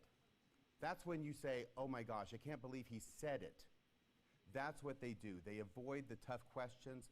They give you the milk before the meat. The milk before the meat, isn't that funny? The funny thing is, I've lived for 40 years. They never get to the meat. So It's like that true. 1980s commercial. Where's the beef? Well, they keep promising it. And they say it's in the temple. And then I went to the temple. And Oh I my tried gosh. to love the temple. So I true. really did. I went there the first time in November of 1979 in Provo Temple, right after I got to the MTC. I tried. I really tried. But then, after so long, and after reading apologists talking about, no, it's not masonry, no, it's not masonry, no, it's not masonry, well, guess what? It's masonry. It is warmed over masonry. It's like there's a guy out front saying, get your Masonic rituals, get your warmed over Masonic rituals, and a program. That's really all it is. And the same movie, it's not that great the first time, I gotta tell you, okay? Maybe you like it. if you Dude, do, shade on God the bless you. temple. This is But great. it was a good thing they had people standing up and sitting down all the time. Otherwise, it's snoozeville. All right, so anyway, that's that. But what Carden was saying was this great. The temple is crazy. Like, it's so boring. And they totally make it out to be like, we're going to tell you the secrets of the universe in there. And there's literally nothing. It's pretty much like you go in, you watch a movie of Adam and Eve that retells the Adam and Eve story almost verbatim from the Bible. And then you put on a chef's hat and a green gown and like a Jedi apron. And you like watch the movie in it. Oh, and then you do some secret handshakes and then promise to kill yourself in certain ways if you ever tell someone the handshakes. That part's a little wild and a little bit less boring, but but they don't tell you that you're making like death oaths. They just don't tell you. They just do the symbols and are like, and these are fun. Great trope. I got off on a tangent, believe it or not. It's perfect, okay? It's always our fault. That's the deal. Whenever we don't find out about stuff, It's our fault because we didn't study enough, because we didn't find the stuff the church is hiding from us. That's the deal. Remember the 5 rules that the church plays by? I can't remember them. I hope somebody here will. Bill? We're going to hide stuff from you. Then we're going to lie about hiding stuff from you. And finally, at the end, if you talk about the stuff we're hiding from you, we will hide you. That's what the church does. That's the rules they play by. So it is always our fault because it is never the fault. Nothing is ever the fault. I'm sorry, I'm getting exercised. Nothing is ever the fault of church leaders. Nothing. If you are a faithful Mormon and you do what you're supposed to do, and we know this because the church leaders tell us that it is wrong to what, everybody? Even if, by the way, just so everybody can hear it, because I know we're recording, what everybody, I think everybody said was, it is wrong to criticize the leaders of the church. True. Even if the criticism is true. Yeah, So it this can is a never be real their thing. fault, which means it always has to be ours. And we wonder why there's so much depression among the Latter-day Saints, so much anxiety, so much toxic perfectionism. Sorry, my I will dog's speak like for sitting right at anybody my else feet. except me. Such a cutie. And boy, did I experience it in spades. Because no matter how much I did, it was never enough. It was never good enough. And there was always talks being given, whether in sacrament meeting or general conference, that let me know there was more that I had to do in order to be acceptable to God. I know that. Yeah, this is the game like all Mormons play. It's kind of a game all cults play. Like once you leave, it's just like, well, you were a bad disciple. Like you were a bad believer. I've gotten it too. People have told me like, well, you weren't that dedicated. And it's like, dude, I served a mission. Like I read the Book of Mormon countless times. I've probably done more research than like most members of the church. But they'll just never hear it. It's kind of an useless point to get caught on and even address just because they'll never believe it. It's like their narrative for you. One of these over here, one of these people, I think it might have been Quaker, was talking about a relationship with Jesus Christ. Within the context of the J Mormon Money. Church, please don't make me laugh. All right. The Mormon Church is not about bringing people to a relationship with Jesus Christ. It's about bringing people to a relationship with Russell M. Nelson. And that's it. The Whoa. church is there Dude, as a spicy mediator words. between members and Jesus Christ. You can't get to Jesus Christ. Look how angry they are. Without the priesthood they claim to hold. Oh my gosh, wait, can we just get like a still shot of like that? Because I know we're recording, what everybody, I think everybody said was, it is wrong to criticize the church without the priesthood they claim to hold, without. Look at these faces. Kwaku is upset. This man is just like, oh, I hope I find something on my phone to contradict this. Come on, buddy. Oh man, one of the things ex-Mormons can do that they should avoid doing in debates, they know how to like perfectly get under Mormon's skin. And what he's saying right now, this is like perfectly tailored to get underneath all their skin. And it's funny and I'll laugh and enjoy it that he's just like definitely trying to poke the bear here, but yeah. They're upset. Of the ordinances of salvation and the ordinances of exaltation. But what they end up being is like the very same Pharisees in the New Testament that Jesus Christ told them, not only do you not go into heaven, you forbid anybody else to go into heaven too. And that's what I see over and over with the leaders. By the way, nice straw man, it's not malicious, okay? What I'm saying is not malicious. It's after 40 years of hard study and hard knocks in the real world. Yeah, I don't think anyone's being And that's malicious sometimes what you here. get when you're a boomer. But Either realists, side. the leaders are not trying to be malicious. Where's my time? Left? Okay. The leaders are not trying to be malicious, all right? They are not sitting back there, or what was it Elder Holland who said recently in, what was that fireside something? Oh, it was in England. Yeah, in London. You know, well, He's like way off topic at this point. He is a madman. We weren't just sitting over there rubbing our hands this morning and thinking, what fairy tales can we tell the members of the church, right? Well, of course he's not. What the leaders have been doing since, well, probably since the Man, beginning, does anyone have is timestamps? they are withholding, first off, Do they debate? know the church is true. Let's start with that as a premise. I don't go along with people who think that, oh, they are Machiavellian up there and just going, we know this isn't true and we're just doing it for the money and the tithing and all this kind of stuff. I don't believe So that. much malice in I Quake's believe tone. the I leaders don't of the think church, so. just like me for 30 some odd years, knew this church was true and want to bring it to other people and want to keep members from leaving the church. These are all about because Quaku, your all these exaltation comments. depends upon it. And the exaltation of converts depends upon joining the church and being faithful. Well, that's not going to happen if we tell everything that we know.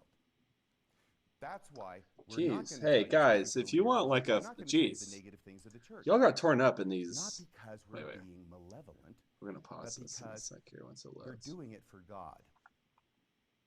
Because only in this church can you be saved. Negative information about the church will keep people from. Yeah, listen, Midnight Mormon people, if you want to like come on and like have an honest discussion and we can like stay focused on topics, that'd be pretty fun. It'd be fun. I will debate you, but we can have some fun, I think. Like, this guy's kind of rambling. I love you, Radio Free Mormon, but man, you are a rambler. You are a rambling man. Coming in and cause people to leave. Therefore, we will tell only one side of the history, the correlated, whitewashed, sanitized version of the history. I think, sorry that I keep pausing this, but I think one of the things that gets Mormons is no more, like I said in the beginning, like Mormons typically stray away from debates. So when an ex-Mormon gets a chance to debate a Mormon, it's like, oh my God, I have to talk about everything now. Here's my shot. Here's my chance. 10 minutes, blah! You know, and it's like, you got to stay focused, stay on point, stay on to topic. And Boyd K. Packer was nice enough in 1980 or 1981 in his talk, the mantle is far, far greater than the intellect, when he was talking to all the teachers in the church, all the CES instructors, all the BYU professors, and he said it. He said, there's all this negative stuff about the church. You are not to talk about it. And you don't repeat it. It's like disease germs. Not a cult. And maybe you'll catch it. You only talk about the faith-promoting side of the church. And that's the context for the famous quote, not all truths are useful. Okay? Did he say that? So they are on record. And that was published as the first article in BYU Studies after he gave the talk. So they are on record. This is the plan. This is the agenda. And then Boyd K. Packer told all the professors and CES instructors, if you don't go along with me in hiding this stuff from the members of the church and your students, then you will be looking for new employment, and you'll probably be spending eternity in a very warm place. All right, perfectly timed. I have a format question real quick. Format, yeah. Yeah. Are we saying what we want, or are we responding to the topic? Yo, true.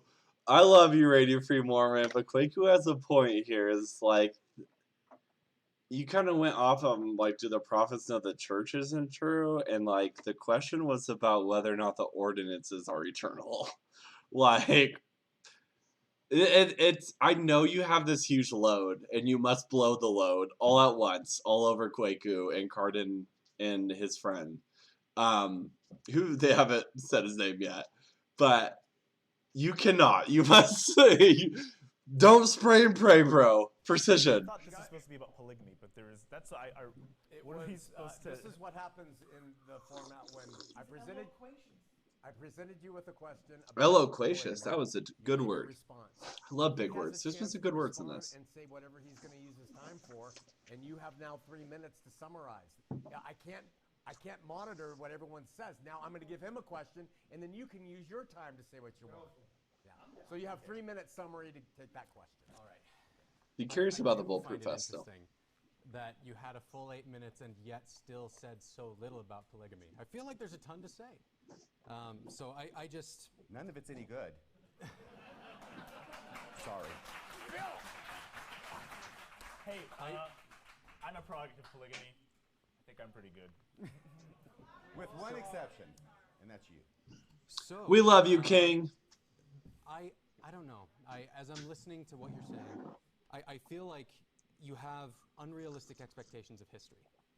I think that it's interesting to look at, even like we talked about, where we are at now with this debate. It was difficult for us to even nail down a story that people probably don't even agree in the audience as to what actually happened to get us here on this debate stage tonight. We can't even establish that as truth. And yet you have expectations that the entire church should have a solid narrative the entire time. You talk about this as though I think people just want you to tell the truth.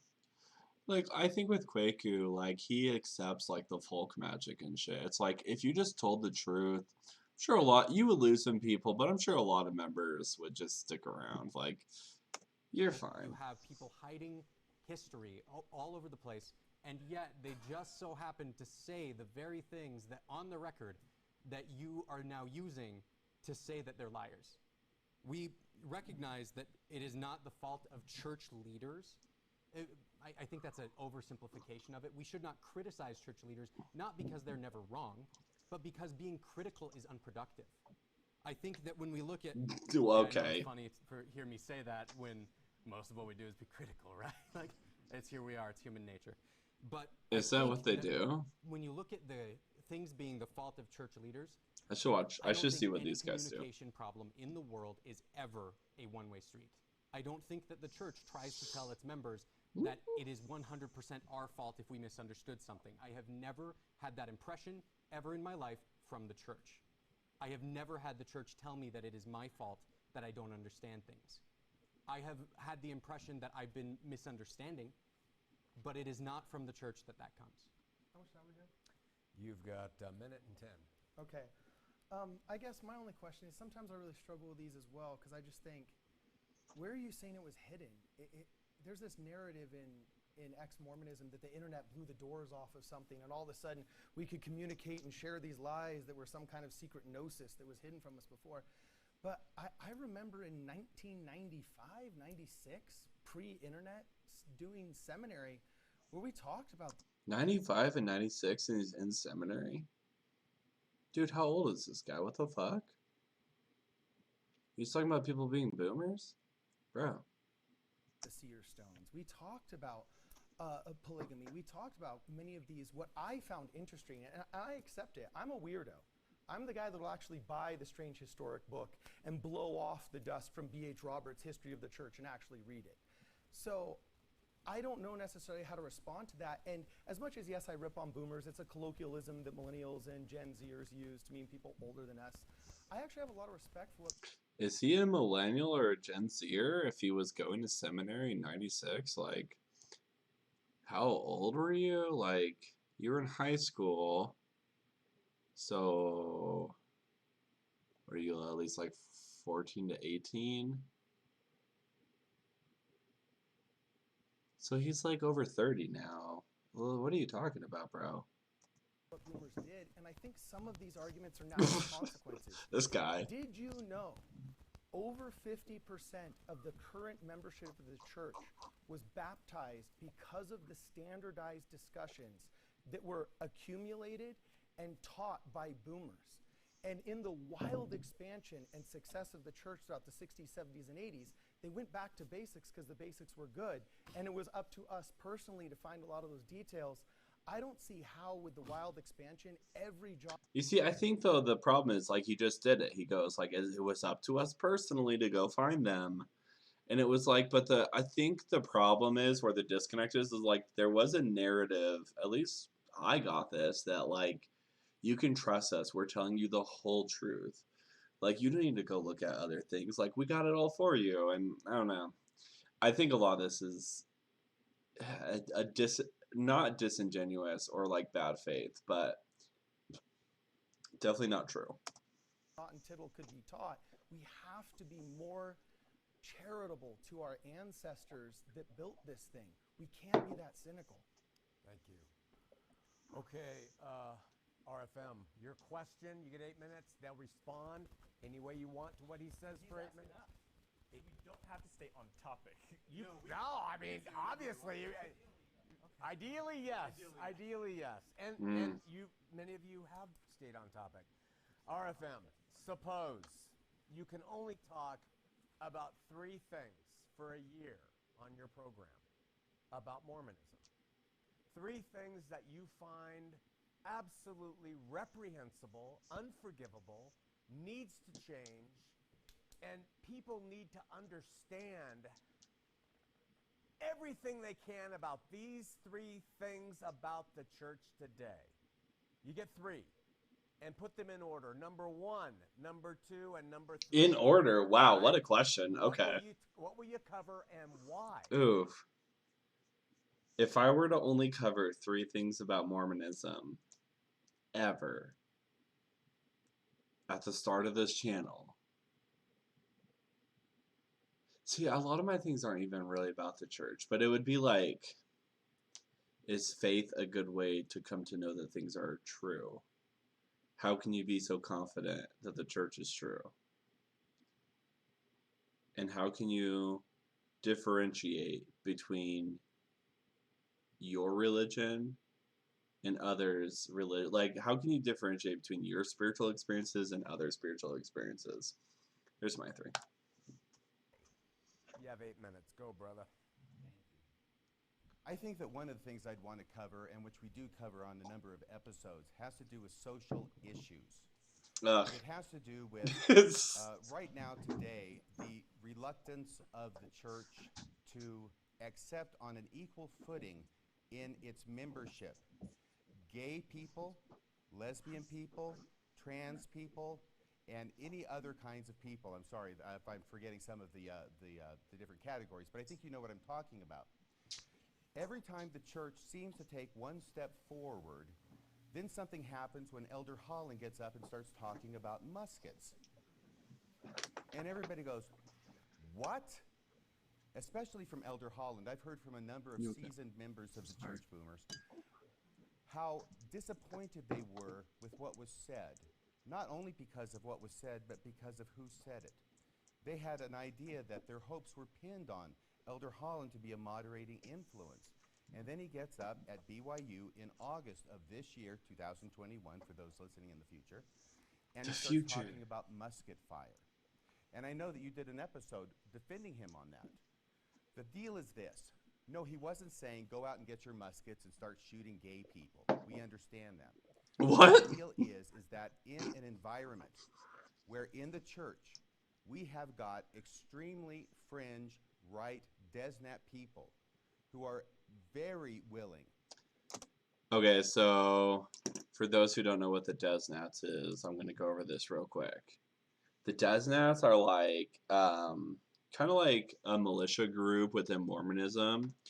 When Joseph Smith was alive and kicking and preaching to the church, he was really anti-American and wanted to like unite with the Native Americans to like overthrow the American government so that the Mormon prophets could be like rulers of the land. And the DesNats in modern day, they're called it's a abbreviation for Deseret Nationalist. They want to like bring forth that vision of Joseph Smith. Like they think America should be overthrown. The Russell Nelson should be the president of the United States, and that all the rules and laws should be the same like rules and laws of Mormonism. So they're not great people. A lot of them are Nazis. And if I'm not mistaken, and if I ever get called out on this, that'd be like, I would love to know. I believe Kwaku has like self-identified as a DesNat, so which is one of the people on the Midnight Mormons. So yeah, that's done. To take up arms against a sea of homosexuals. A sea of homosexuals. It's a fun ocean. Forgive me, Shakespeare. Using that kind of language is not cautious. It is not prudent. That's true. And a good, wise leader recognizes the fact that there are people who will hear that message and may go out and do things that the leader would never come out and want anybody to do. True. You've got to be careful about that. So the other thing that was talked about over here about homosexuals, I mean, Kwaku said time will come, hopefully, when gay man and gay man will be sealed in the temple. Okay? I think that would be great. And I think it How would happen. about all This is another LGBT plus? principle of Wait, apo- what was that? Wait, what was that shrug and that look to Cardin? Kwaku, you said that the LGBT people are going to get sealed one day, and not he like said that, and then he like it like showed Kwaku kind of like shrug into the car. It's like, okay, do you not believe that? That like that'd be cool. Don't you had like my thumbs up earlier on in this podcast, like about that take. Now I think you don't believe it, and that bums me out. apologetics. One Could have that been I friends. think is one which I see God damn often, it. which is apologists for the church almost always create a different church than the one the church leaders teach to us. Yeah, that's kind of in true. General Conference. Yeah. And then they start defending this fake church that they've created as if it is Mormonism, and then say, look at how great my defense was. Well, the problem was, that's not Mormonism. Oh my gosh, I drank Mormonism has coffee. got to be, Kwaku would kill at least me. if we're looking at it, I think, Or Cardin, at its or his basic friend. roots, it's got to be what the leaders of the church are Okay, teaching wait. us. His friend though is like making a ton of like remarks about boomers not being trustworthy and like hating on the boomers. But then he mentioned that he was in seminary in 1994. Like the year I was born, he was in seminary. So he's like anywhere between 14 to 18. Years older than you. Yeah, which means like he's like in his 30s coming up on 40 possibly. What the fuck are you talking about? Sorry to bring this up back up, bro, but like you are an old person. Like stop this boomer stick. You look young. You look great for your age. Like I'm not gonna lie, like you're a cutie, but you can't be hating on old people when you're old. Today. Like, That's what Mormonism God. is. And we know that because we have to follow them and not criticize them, right? So having said all that, that's one thing. And also, another thing that was very shocking to people was in 2015, that was when the Supreme Court case came down, legalizing gay marriage. It was 2015, 2015 right after because that I was on my the church put mission. in that policy of exclusion, and it got leaked on November 5th of 2015.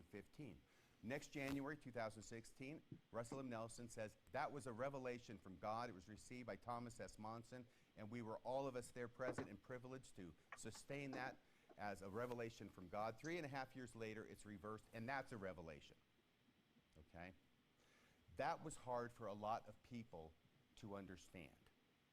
And I can understand because apparently God resembles a dithering, somewhat senile old man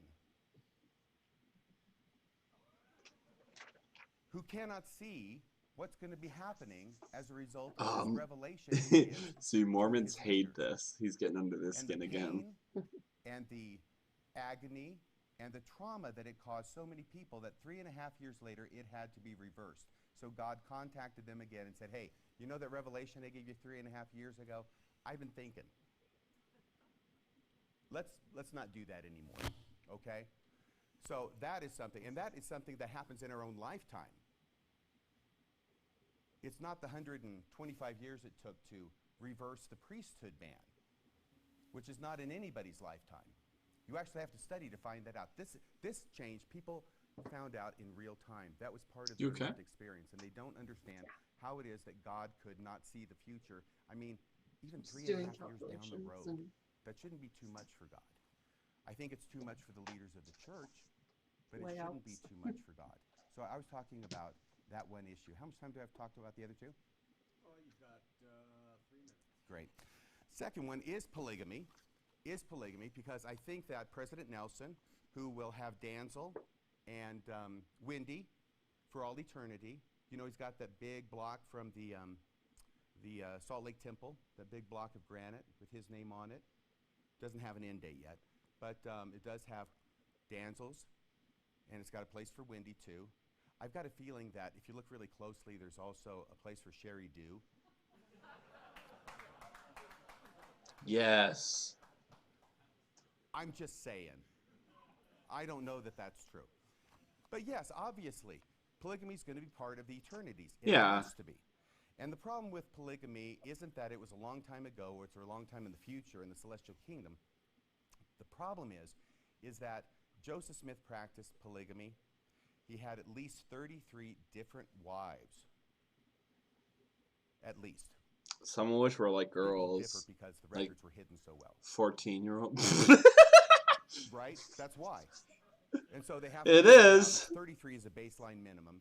11 of those women were already married to other men when Joseph Smith married them. And some of the men he got out of the way by calling them, God got them out of the way by calling them on missions to foreign countries. Some of those, at least one, if not two, were 14 years old when a 30-some-odd Joseph Smith married them. Or was it 14 or was it a few months shy of 15? I can never remember.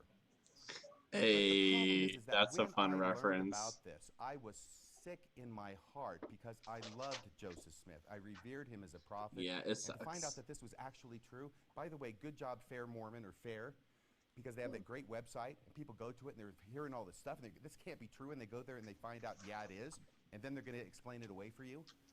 It's always the yeah, but yeah, it is true. Even Fair Mormon recognizes it. The church recognizes it. They had to put out an essay on it. And I will tell you that today when I was thinking about it, I thought about Nathan the prophet from the Old Testament. Because there was a certain guy who was a king, his name was David, and he took somebody else's wife for him. And he's got all the women that he could possibly want in the world, but he wants Uriah. Uriah. He wants Uriah's wife. And Nathan comes to him and he says, hey, I know this guy who had like all the sheep in the world. And there's this little poor guy over here. He's only got one sheep. And the guy with all the sheep in the world says to the guy with one sheep, I want your sheep. I'm going to take your sheep. What do you think about that, King David? And King David says, that's horrible. That's atrocious. That guy should be killed. And Nathan says to him, you are the man. You are the man. And that's one of the reasons it makes me so sad. Are we done? Okay, Book of Abraham was the third. Listen to Robert Rittner, 13 hours, done. Okay, wait. I'm going to throw this out too. If anyone watches this video,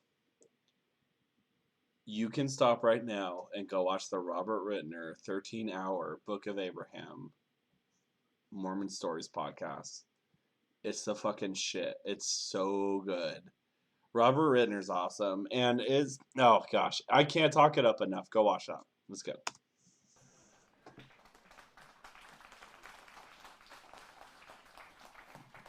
I wonder if Kwaku and all them know about the Robert Rittner podcast. I think there was a response from Fair Mormon about it, but I could be wrong. I want to address, at first you talked about violence and about the brethren perhaps inspiring right-wing Desnets to be violent. I also agree that the Desnets are an issue in our church. Okay, no, he's not a Desnet. Just kidding. I am sorry. FBI crime reports of arson of chapels. We have people making memes. Your side is burning down our buildings. It's not my Our side is not the... Wait a second. I'm not going to stand for that. Time. It is not my side. Hey, it is my time. It is not my side. Your side. You can't do it. That's a lie, and you're a liar. Ooh, spicy! I love it when they yell. I ain't gonna lie. I'm a sucker for drama. We would never do that. What? Someone tried to sneak people into the temple to do a lesbian sex scene? What? Oh my god, dude. I've been out of this loop for a bit. Y'all are crazy. There's some crazy shit going on. Hey. RFM, please. No, come on. We got to be respectful, babe. I mean, that kind of is a defamatory thing. Your side would be the ones with the guns. Your side is the only side actively being violent. So you can be upset at some kids making memes, or you can deal with the reality. Let him talk. And again, this is something that the anti-Mormon podcasters don't like to bring. Sorry, I don't really have any comments about that just because I don't know exactly what they're talking about, but there are ex-Mormons in Utah setting churches on fire. Don't. Please don't. Bring up, but you can look up the FBI crime reports and the heightened government security on our actual buildings itself, because again, this is the side that's trying to burn things down. That's this sad. Is the side that threatens us, sends us threatening messages and videos, which is why we're literally wearing this right now. Ah, yes! They finally talked about why they're wearing bulletproof vests. Oh, thank God. Okay, so they are actually afraid that the ex-Mormons will shoot them. I I kind of thought that might be why, but I didn't want to believe it. But there you go. I just want to give some statistics to what he's talking about. You guys can get Oh, on your iPhone. hit us with it, baby. Look up a Wikipedia page of anti-Mormon violence. It's populated by FBI statistics that show there's been more attacks against LDS chapels since 2017 than the whole 200 years of our church's history combined. They're the ones that alerted us to a 15% increase since 2019 of chatter and threats against LDS chapels. And when I go on ex-Mormon subreddit every once in a while, when I get that alert on my iPhone, I see all kinds of burn it the F down with truth and so on and so forth. And if you're going to apply the same Yeah, reasoning like I'm all about talking and debating with people, but don't burn chapels down. I think violence is never the answer. Never, never, never. In any case. So please don't burn chapels down, ex-Mormons. I don't think you are, but if you are, please don't. And also Mormons, don't be violent towards ex-Mormons. Like, let's all just be chill and talk about our feelings. Elder Holland's benign musket fire comment, then you would have to accept responsibility for the increased arson against our chapels and the violence against our people. You can't have your cake and eat it too. It either goes both ways or it doesn't go either way. What he's saying is true, and that is not a straw man argument. These are stats made by a third-party Federal Bureau of Investigation you could go look up as soon as you leave this room. And when you use language like, this is what the leaders have done to you, they are making you sad, they're making you depressed, what's that going to do to somebody who is actually on the brink of causing violence? We've literally seen what it does. It causes people to burn down buildings. This is happening repeatedly, and it's this side that's driving that vitriol. I gotta say also, I don't know where this "don't criticize leaders of church" came from. I think we're taught. I mean, yeah, I don't know. Get it out of your system. Get it out of your system. I'm aware that having grown up in Los Angeles, not in the Wasatch Front or somewhere else, that I might have had a different lived experience than you. We don't make entire movies in Hollywood where I produce movies about small town America being different than big town America without it being based on some kind of truth. So I believe you when you say that there was some kind of cultural influence that may have been negative in your formative years. But I can tell you, anybody that's familiar with our show knows there's a healthy debate on what we agree and don't agree on. But one thing we agree on is the most important thing is what God thinks through personal revelation and the purpose of prayer and trusting in leaders, even if you may not agree. Does he have his American flag on backwards? Yes, he does. Nailed it. With them is for what we perceive as the positive building of the kingdom. It doesn't mean we never agree or disagree. And I feel like I grew up in a different church than the one you guys complain about. Brad, take it away, Brad. I don't want to take your time. I just want to say that like I said this earlier, but like the truth is, like, that's probably true. Like, he probably did legitimately grow up in a different church than we did. Like, if you're born from different if you grow up in different regions of Mormonism, like, you definitely had a different experience than others. 100% that's true. So completely understand why you would pick these as your main three issues. I totally see it, because one thing that I want people to know is that our side is not blind to recognizing that there are difficult things for people to deal with within the church. We don't just say every single thing that you've ever experienced is completely, like, just gloss over it. That's not what we say. What we Click who's like, nah. God knows we will go through hard times. Some of those hard times will be because of things in the church. The church will be difficult. I want you to know that the only side that will ever tell you that things are never your fault and that you never need to do anything to change, that is the side of the devil. This has been from the very beginning what we have had a war in heaven over, whether or not we have responsibility for our own actions. This is something that we need to take responsibility for and recognize, hey, there will be hard things in this life. We have to recognize what those are and work them out with God. Do we have more time? 3 Or minutes. are we at?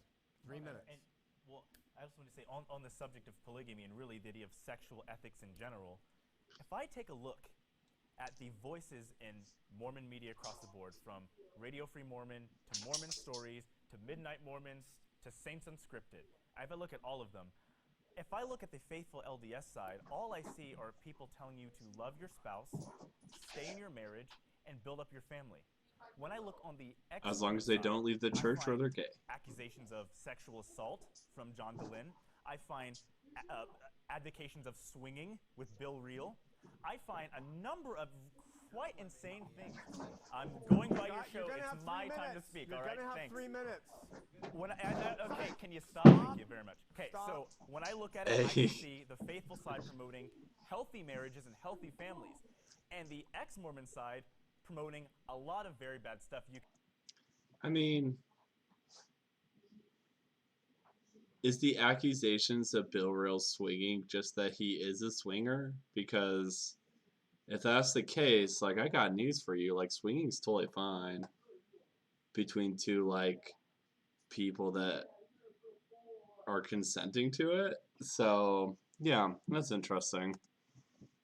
You can go look at it on their own show. So I'm dealing with 2021 in real time. What you're saying does not add up to what you're living up to.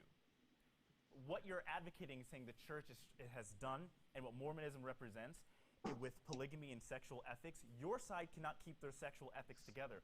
Why on earth would I ever trust what you have to say about Joseph Smith when the people on your side have been so rather degenerate and horrible in their own marriages, Ooh, yeah. with their own women that Yeah. are working for them? This is interesting. I don't know how much I want to like say about this, but I don't know. Let's just. Minute 30, I'm guys. interested how this continues. Sorry that I don't have much to say. It's To just. specifically address some of the things that you brought up. With the Book of Abraham, I would invite you to, as you go out and hopefully study what Robert Rittner had to say, maybe compare what Robert Rittner had to say with other things he had to say outside of the Book of Abraham. And you'll notice that he's not consistent with himself. He does not give you a clear idea. I don't think he was being unbiased when he was talking about the Book of Abraham. I think there are very important things within the Book of Abraham that you can learn very good, deep gospel truths from. And if you look at the work of John Gee, Stephen Smoot, you will find very, very good things within the Book of Abraham that prove that it is, in fact, a historical record. I think, to my knowledge, Robert Rittner is the only person that we have that's saying anything bad. No, that's not true.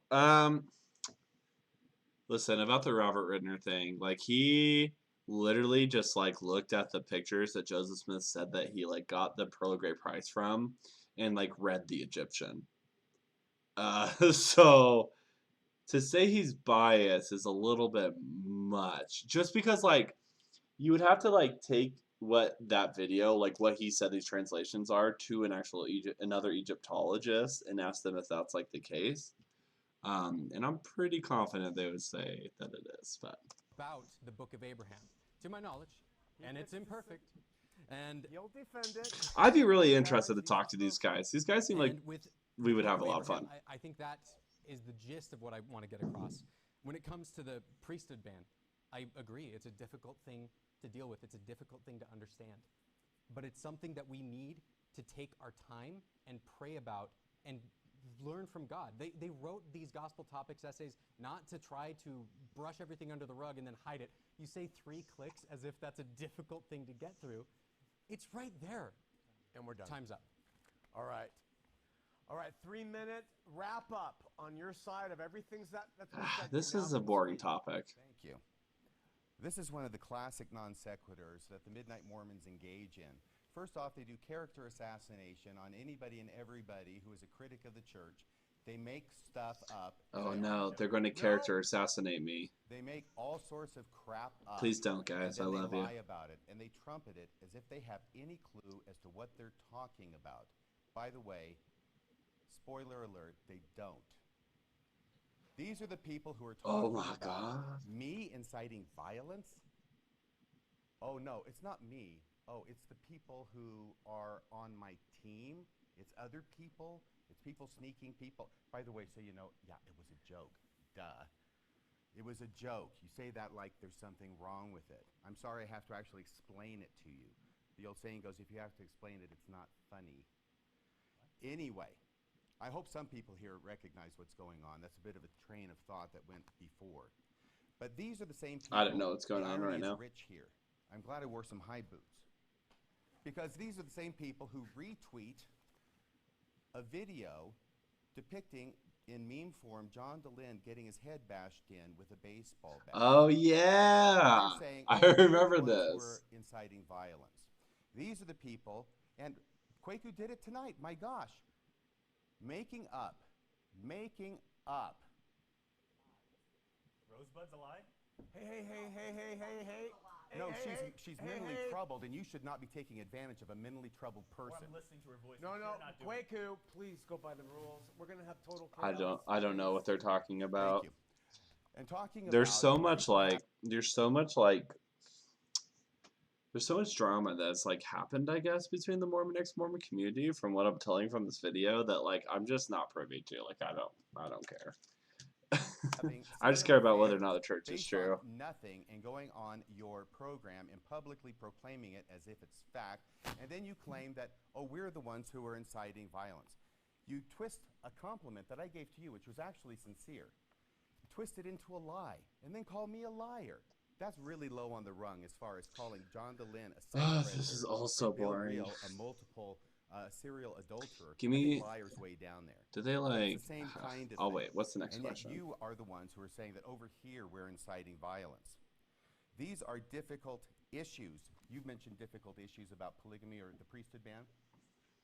Difficult issue is code for an apologist, which means I can't answer that. There is no faithful answer to it. That's what a difficult issue is in mopologist or Mormon apologist speak. Mopologist. To be one. Yeah. So the idea is if we acknowledge it's a difficult issue and we move on Okay. to something else, and hopefully you won't hold our feet to the fire. Okay? So, the other non sequitur is about 5 seconds. trusting what I say about Joseph Smith. I'm not asking anybody to trust what I say about Joseph Smith or about anything else. I deal in facts. You deal in baseless accusations. And that segment is wrapped up beautifully. On to the 2 next. segments left. 2 segments, and we're not even halfway through, so this like blows How we up. doing? Everyone all right? All right. This explodes. Here we go for the next segment. Is it a good one? Mormon issues facing the church today. It's kind of been talked about. We'll bring it up again. Kwaku, you already talked about it, mentioned it, but the issue of homosexual relationships has been hotly bandied about in LDS churches. Yeah, for this decades. is a Post boring Prop 8 in one. California, a few years back, there seemed Full fellowship in this church and than it is inside them. But I have had experiences that I For one thing like love. So it is a little bit of a language barrier because when one person says, I know the church is true, he means, I strongly believe the church is true. When another person says, Oh, okay. I think there's a question here. Let me see. I bore my testimony, so I know how that is. What I found out through experience is that I didn't really know anything. I was saying the words in order to sound like I was sure of something that I really wasn't that sure of. I'd like to explore, I don't know if this breaks I'm the just rules. letting this go because you guys are being civil. Explore, if I can, pardon. Oh, so they do just open it up at If one we could point. dissect what the word know means, because I think we can find commonality here. When you do the deep dive into, I know the church is true, I know the Book of Mormon is true, well, what does know mean? Because it falls down the synonym rabbit hole of strong belief. What does that strong belief mean? What does to believe mean? To accept? I accept the message that the church is a self-declared truth. So we have to get into almost the philosophy of what does know actually mean. Does it mean knowledge? I have knowledge of this church and I believe it. We have to dissect these things. I mean, the Greeks were genius for having a million different words for one thing like love. So it is a little bit of a language barrier because when one person says, I know the church is true, he means, I strongly believe the church is true. When another person says, I know the church is true, they mean, I hope the church is true. This word is something that can be applied to many different people, and it means many different things. And so I would go, Maybe. genuinely asking, when you said, I know the church is true, what did you mean by that? I think that's a dodge. Okay, wait. We're just Yeah, gonna. sure, no, take Sorry. your time. Fourth temple. Yes, and I hope it will. I hope it will. All right. The negatives of the LDS church, as far as you see them, but it's not your job to have any responsibility whatsoever Have you with said the that? outcome No. of what happens with people once they see those things or embrace them as true. That's true. Okay. No responsibility. I will say, however, that Okay, I'm just gonna pause this. I don't know. I don't feel like finishing this. It's pretty boring. Listen, I think in the end, like, if you're going to debate these types of topics, like, you can't Mormon method of deception. Oh my gosh. Okay, but if you're going to debate these topics, like, you can. I think in the end, what it comes down to is like social issues. They're going to say that, like, we're not okay with gay people. The God calls us to be like he never expected it to be easy to be Mormon, and so it's hard, so we have to accept it. And you'll say that's not the case, but in the end, what it comes down to is the church true? And I think that is like one of the only debates we should ever be having, is whether or not the church is true. And I think they dance around that question in this debate, and I don't think they really got to it. And so, if the Midnight Mormons ever, let's look them up. I've never really Midnight Mormons. See what this is.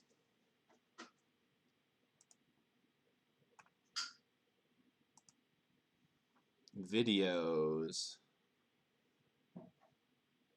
You recognize in what?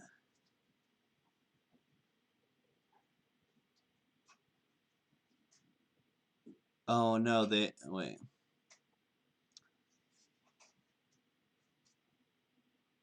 Okay, yeah. So they're just like a Mormon podcast, and they're like a little bit edgy, I guess. What is this video? Wait. What are we saying is the title of this video? You recognize and anti-Mormon when you see Is one. it like you can visually identify woke scolds at University Mall, like Kwaku suggests, or leftists have become so physically unattractive and ugly you can see them a mile away? Like, what are you? Oh no, they put and instead of and. Midnight Mormons, red alert, you have a typo in your title. It's supposed to say you recognize an anti-Mormon when you see one, not you recognize and anti-Mormon when you see one. I'm sure you all know because you have many subscribers. I guess it would consider me an anti-Mormon, so that's weird. Yeah, if y'all ever want to come on and dunk on me, I would love to talk to you. I think that'd be fun. And we can stay on topic, not talk about whatever. Yeah. But anyways, thanks for everyone that watched. I appreciate ya. I'll be posting this to YouTube, so make sure to go find this channel. It's under the same name. Like, subscribe, ring the bell. I'm a YouTuber.